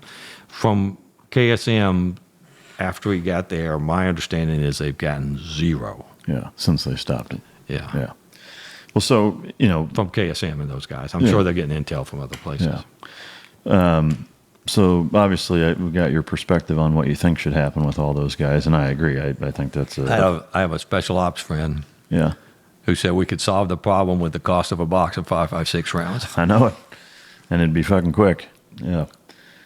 So this begs the question for me, at least, and I know most people would agree, is that what is your thought process in terms of why Feinstein and not primarily, exclusively liberal Democrats have gone so far to witch hunt you guys, and is it to appease the base, the Obama administration? Is it to try to make them look like they're doing something? Like what? It's all about power. What's the fucking point? The liberals want to be in power, and this was one of the ways that they could poke Bush in the eye, poke the Republicans in the eye.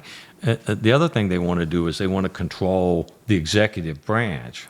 Right. Well, the CIA works for the executive branch. It works for the president. The whole point of the CIA is to provide the intelligence that the National Security Council and the president needs to carry out his foreign policy and defend the United States.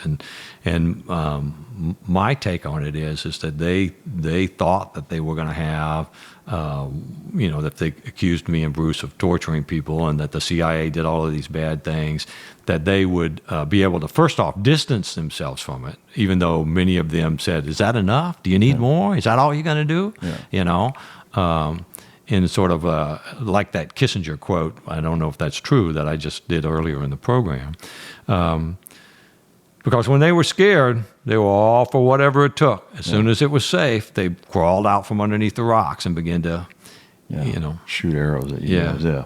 Well, and so that ultimately kind of dovetailed into the media doing the same thing. And at least from that perspective, like, I don't agree with it, but I understand, like, reporters have that almost clickbait syndrome, I guess you could call it, of it's over sensationalizing everything to get. I think they really believe it. I think they believe that they're part of a noble movement. That they could have asked a clever question. They could have, if it had just been me in the room, if it had just been Jane Meyer, or if it had just been Scott Horton, or if it had just been some other reporter, they would have been able to Perry Mason, KSM, and chat him up, and he would have provided this information. My suggestion is that the next time there's a terror attack, put on your fucking rubber boots and go out there and show us what you can do. Yeah. Don't hide behind the men and women who are willing to sacrifice themselves to save your ass and then criticize them back home. Yeah, God, I fucking love it.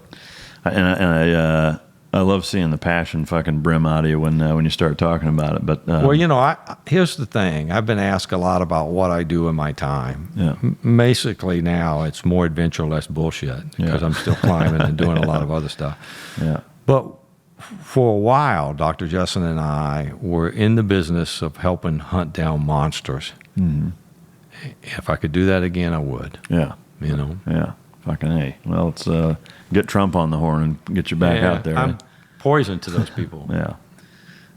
One quote that you put in the book that I think sheds a lot of light on really what's wrong with the media in this country, especially as it relates to this, but I think it's all encompassing, is you say, reporting untrue things about me somehow sheds light on a larger truth. That's the kind of crap self-serving reporters tell themselves to justify distorting facts to fit whatever narrative they happen to be pushing. Some journalists seem to think that they are our betters. They believe their job is to shape American opinion so that it lines up with their personal ideologies, because after all, when they think a thought, it must be correct.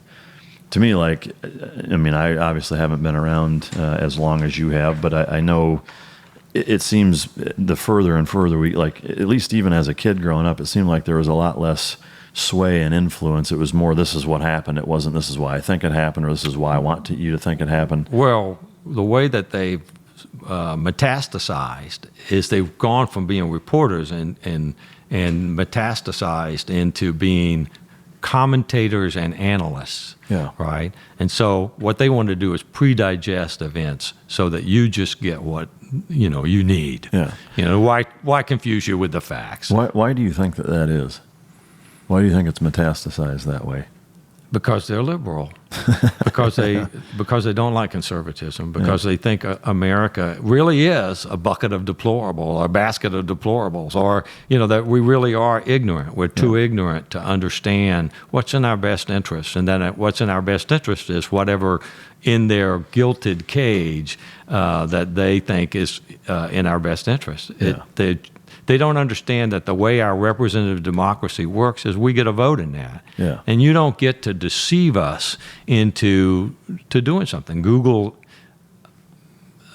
this business about Google slanting searches to promote liberal causes and promote liberal politicians, that shit's wrong. Yeah. And it's got to stop, because eventually old guys like me and young guys like you are going to not put up with it. Yeah. We're just going to vote their asses out of office. Yeah, or maybe some other shit. Who knows? Yeah, I'll leave that to you guys. Yeah. But So this book was published kind of or at least, when it was finished being written and going through the publishing process, kind of at the height of the ISIS domination. Obviously, there's been a huge fucking shift since Trump came into office to where they've been, put on their heels to the point of almost being decimated. I'm curious to get kind of your take on the pulse, comparatively to where it is now versus where it was just a couple of years ago when the book came out.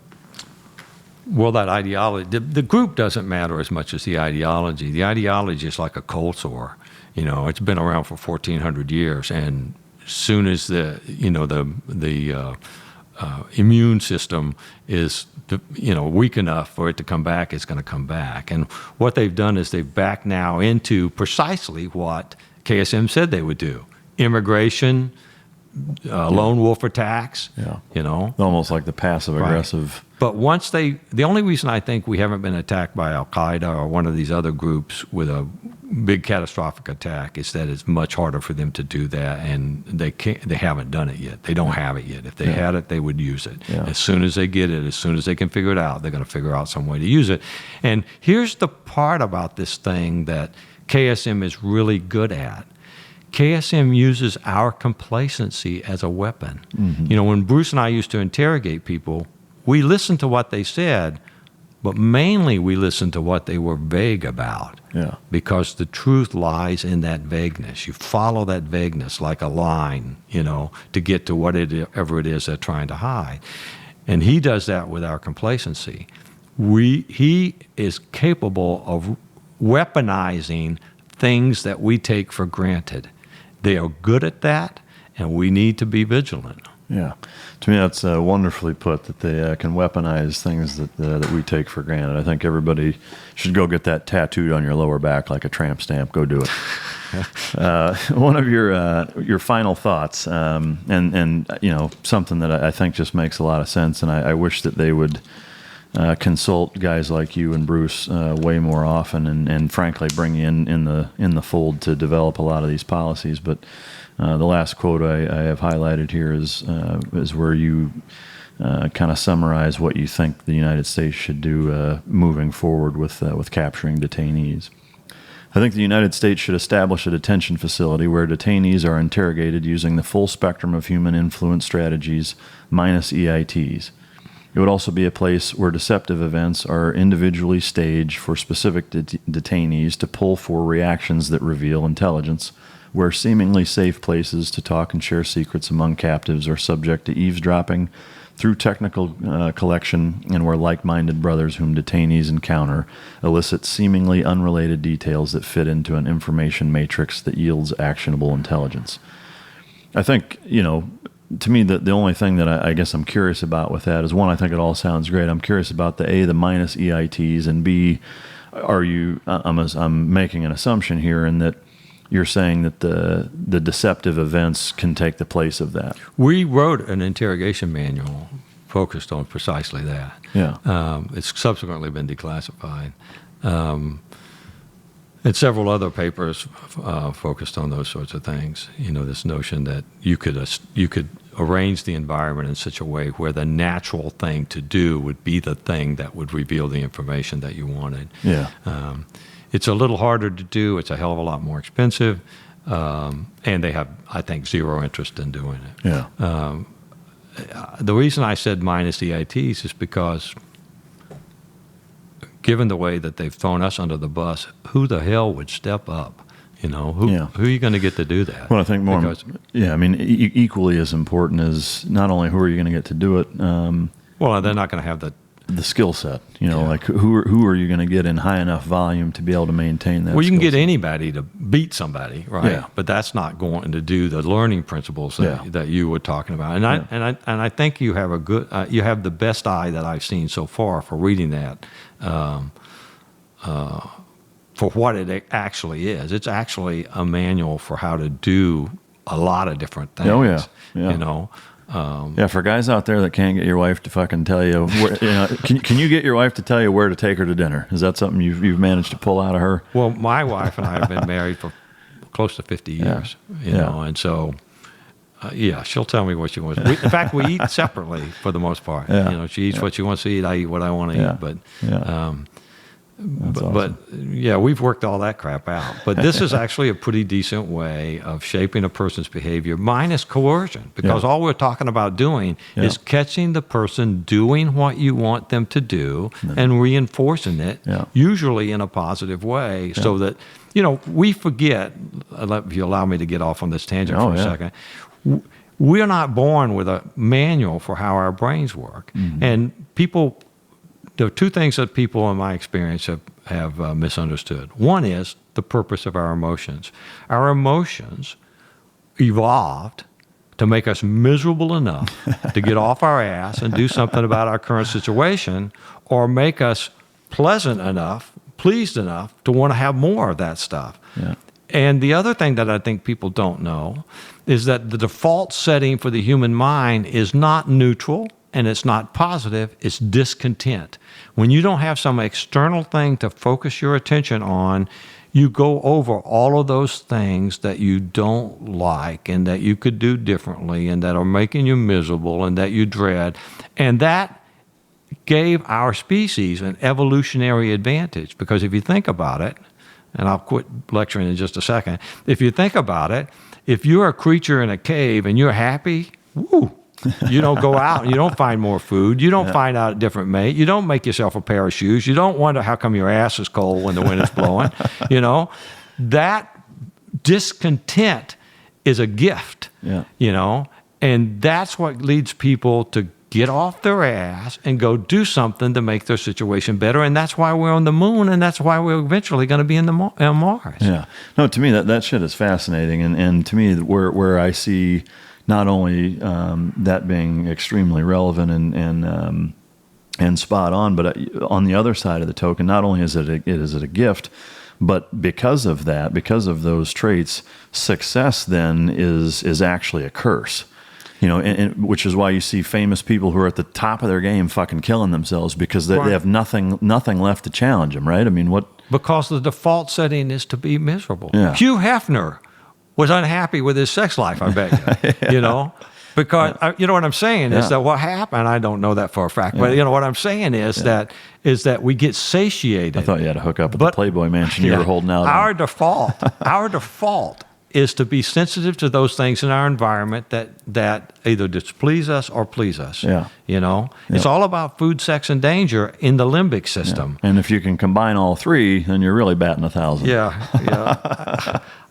But that's what it's about, man. Emotions, we misunderstand it. You're not supposed to feel good as the prototypical state.